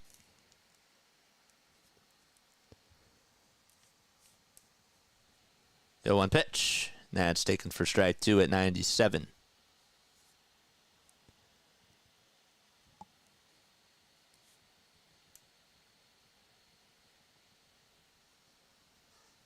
Oh, and 2 is the count to Ramirez. And the next pitch is bounced foul again. Part of the reason why, though, I'm an optimist is because there's a couple of reasons. A, I honestly do believe in them. But B, if I was negative, people wouldn't really be tuning in, you know? Unless I really felt that way. Next pitch, and that's way outside for a ball. But there's a couple other reasons, too. I'll get to that when we go to the break. 1-2 pitch on the way. Ground ball hit over to second base. The flip over to shortstop. There's one. The throw back to first in time. Jose Ramirez does not ground into a lot of double plays, but that was a crucial inning for Orion Kerkering. Marsh, Castellanos, and Stott are all due up, and they'll face Emmanuel Clase, who's been lights out this year for the Guardians, and he'll pitch the bottom of the ninth.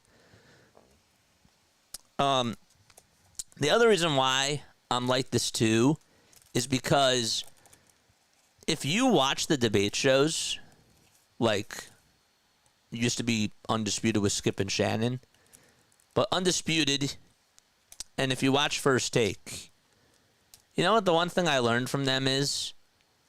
You can agree on a topic, but you got to take a turn. You have to, like, say, where do you disagree? And you got to kind of draw a line. And with the way that I think it's going to go for play-by-play, too, with every single broadcaster that's out there, they have to have a different opinion, even if the whole world is against them. You stand on that bridge by yourself. If you're wrong, you're wrong. But if you're right, guess who looks good? You do. Everybody's against you. The odds are against you. And if you prove them right, that's the best feeling in the entire world.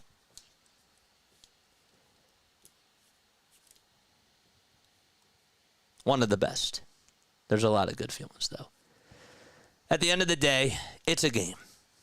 And we enjoy watching, and players enjoy playing. Negativity comes from within. Of course it does. But, again, if it was all positive, when you flip it to the other side, that's not fun either. Got to have a balance.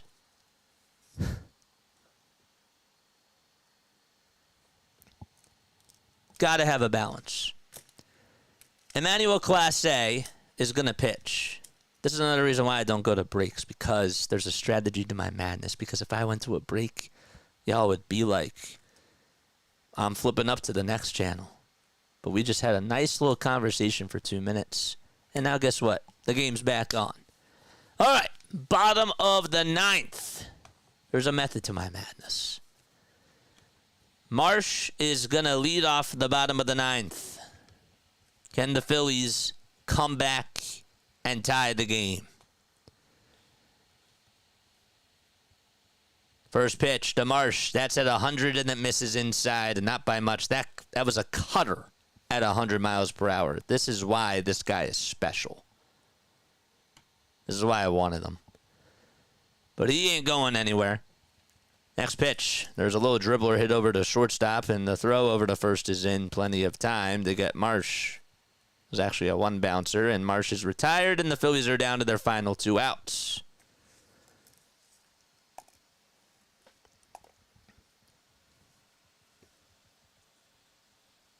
Now it's Nick Castellanos who's coming up. He has a .76 ERA, Class A. Best reliever in all of baseball. Pitch. Grounder hit over to third base, and Ramirez has it, throws it over to first, and it's in time for out number 2. That was a fastball at 101 miles per hour. Yep. Automatic. A .76 ERA, 40 strikeouts, 31 total saves. And he hasn't allowed a run since July 7th, but only allowed 2 earned runs, or 3 earned runs, I should say, this entire season. Pitch to Stott, and he takes it up high. 2 more subs, and we get to 35-50. Let's go. Who's going to be number 35-50? The 1-0 pitch, and Stott does a good job of taking it all the way, but it's in there for a strike.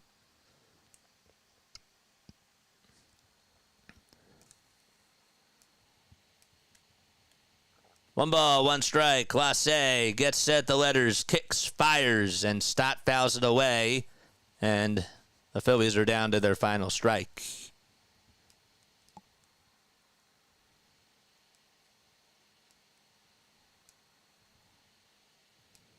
Five seconds left on the pitch clock. And the next pitch to Stott, and he takes it up high for ball 2. I mean, these are cutters that are coming at 100 miles per hour. Absolutely insane. The 2-2 delivery to Stott, and that is punched out to left field, and that's going to drop in for a base hit. So Bryson Stott will stay put over at first. He has gotten a hit in his last 3 at-bats, and the tying run is coming up to the plate. And it looks like Wes Wilson will come on in to be the next batter. That was a really nice at-bat by Stott. That was clutch. So here comes Wilson. And the first pitch to Wes, and that's taken in there for a strike at 101.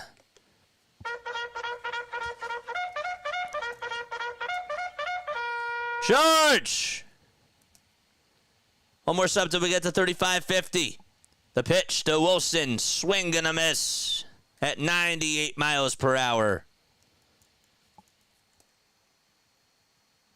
Phillies again are down to their final strike. 0-2 to Wes Wilson, who's 0 for 1. And the 0-2 on the way, swung on and missed, and that's the ball game. So Class A shuts the door, and the Guardians take Game 1 of this 3-game series out in Philadelphia. So that's now save number 32 on the season by Emmanuel Class A. And the Phillies lose this game. Ben Lively was the player of the ball game.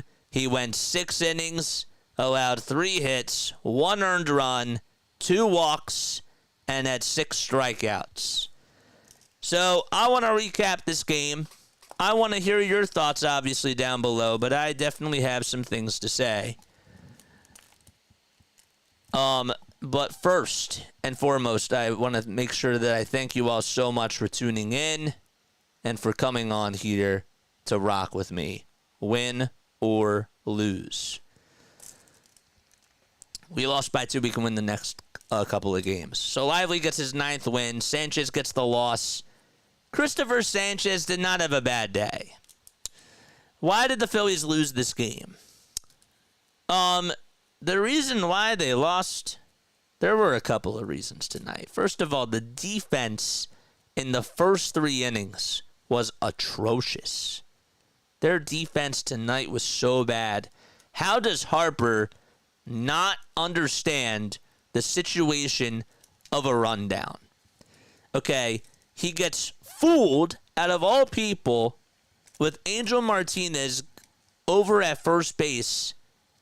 He slid back, or he leaned over towards his right and caught Harper off guard. Harper has to throw it over to second. He can't just think that he's going to get the out himself. That is a trick play. You have to understand the situation. Tonight was one of those nights where actually Bryce Harper played a big factor as to why the Phillies were unsuccessful tonight. He did. He made some really bad mistakes over at first base. So Lively got his 9th win. Sanchez got his 6th loss of the season, and Class A got his 32nd save. With that being said, though, this team, even though they played really bad on the defensive side of the mound,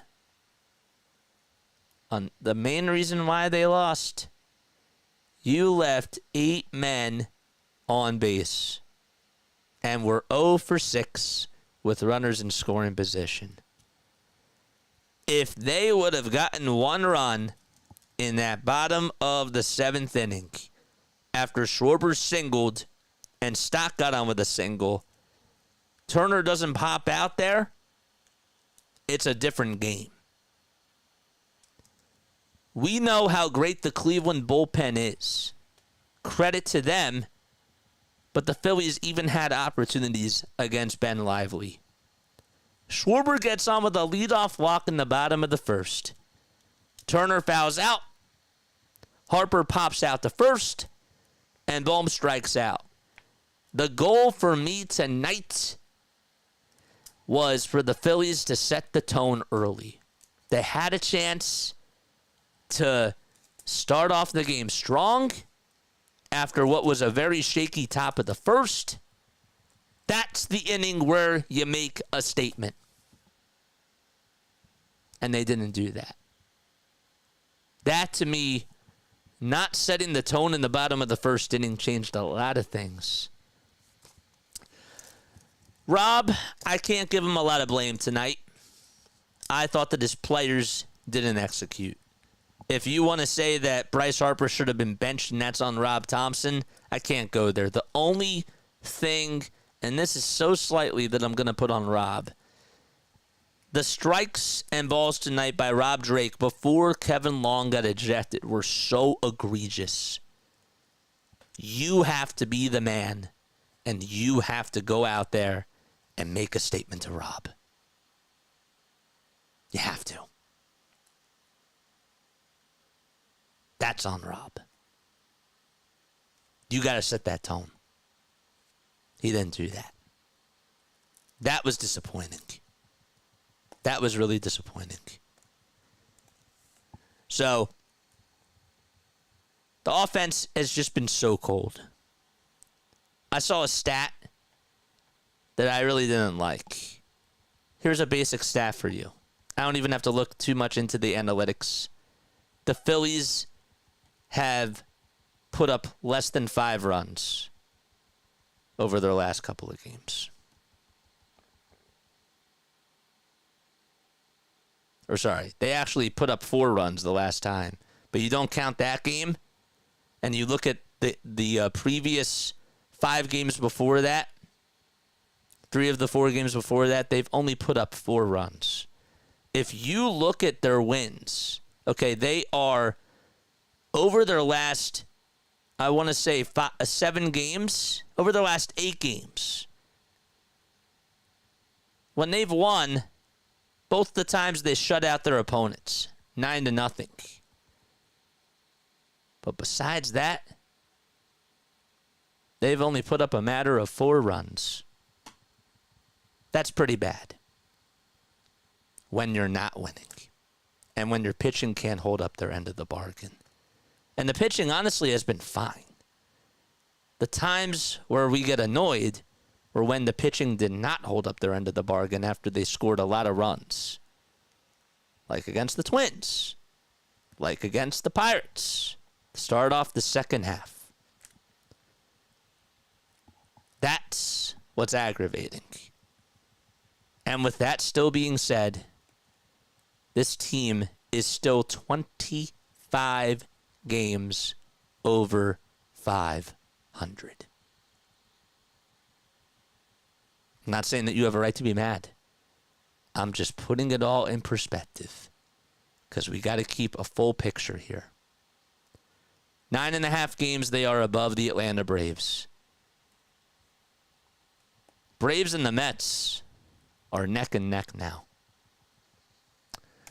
How do you describe that game in one word, though? Comment down below. I'd like to hear what your thoughts are. It's disappointing. I can't lie. But again, I'm putting it from a full picture perspective. But it is disappointing. If you want to hear me rant and shout, that's not what I was going to do with this post game, but go listen to what I did in that last game. This wasn't a game where I am ranting and shouting here. It's just more so disappointing.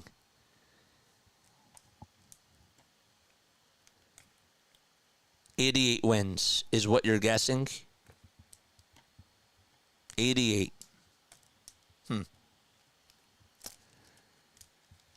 I still think we're going to get over 100.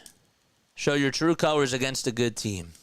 Good night, JJ. I'll see you tomorrow. Have a good night. Much love. Thank you. Tomorrow's game will be at 6:05 p.m. Eastern Time. I've lost no hope. I'm just mad. Yeah. And you have every right to feel mad. You have every right to kick and scream. You do. I just have to make sure that while we're in this moment of being angry, that we don't lose sight and become irrational. We can get involved in the heat of the moment. That's human. I'm not saying that you can't be human. But I'm also just saying, let's try to put things into perspective and say that the season still has a long ways to go. We still have 2 full months. And we still got to finish the month of July. Road burn. 88 wins is my one word. Yep. They'll have to earn it like they used to. Yeah. And they definitely need another move. I'm looking at Dave Dombrowski right now, and I'm saying, let's go get another outfielder. This should be motivation for him. Should be. All right. I'm done babbling. I will talk to you all tomorrow night. Okay? On your way out, hit the thumbs up button. Hit that subscribe button as well. And turn on those notification bell icons. And again, we're going to be covering the Olympics now as well. We're doing men's basketball, women's basketball, women's volleyball. We're going to be doing some tennis with Coco Gauff.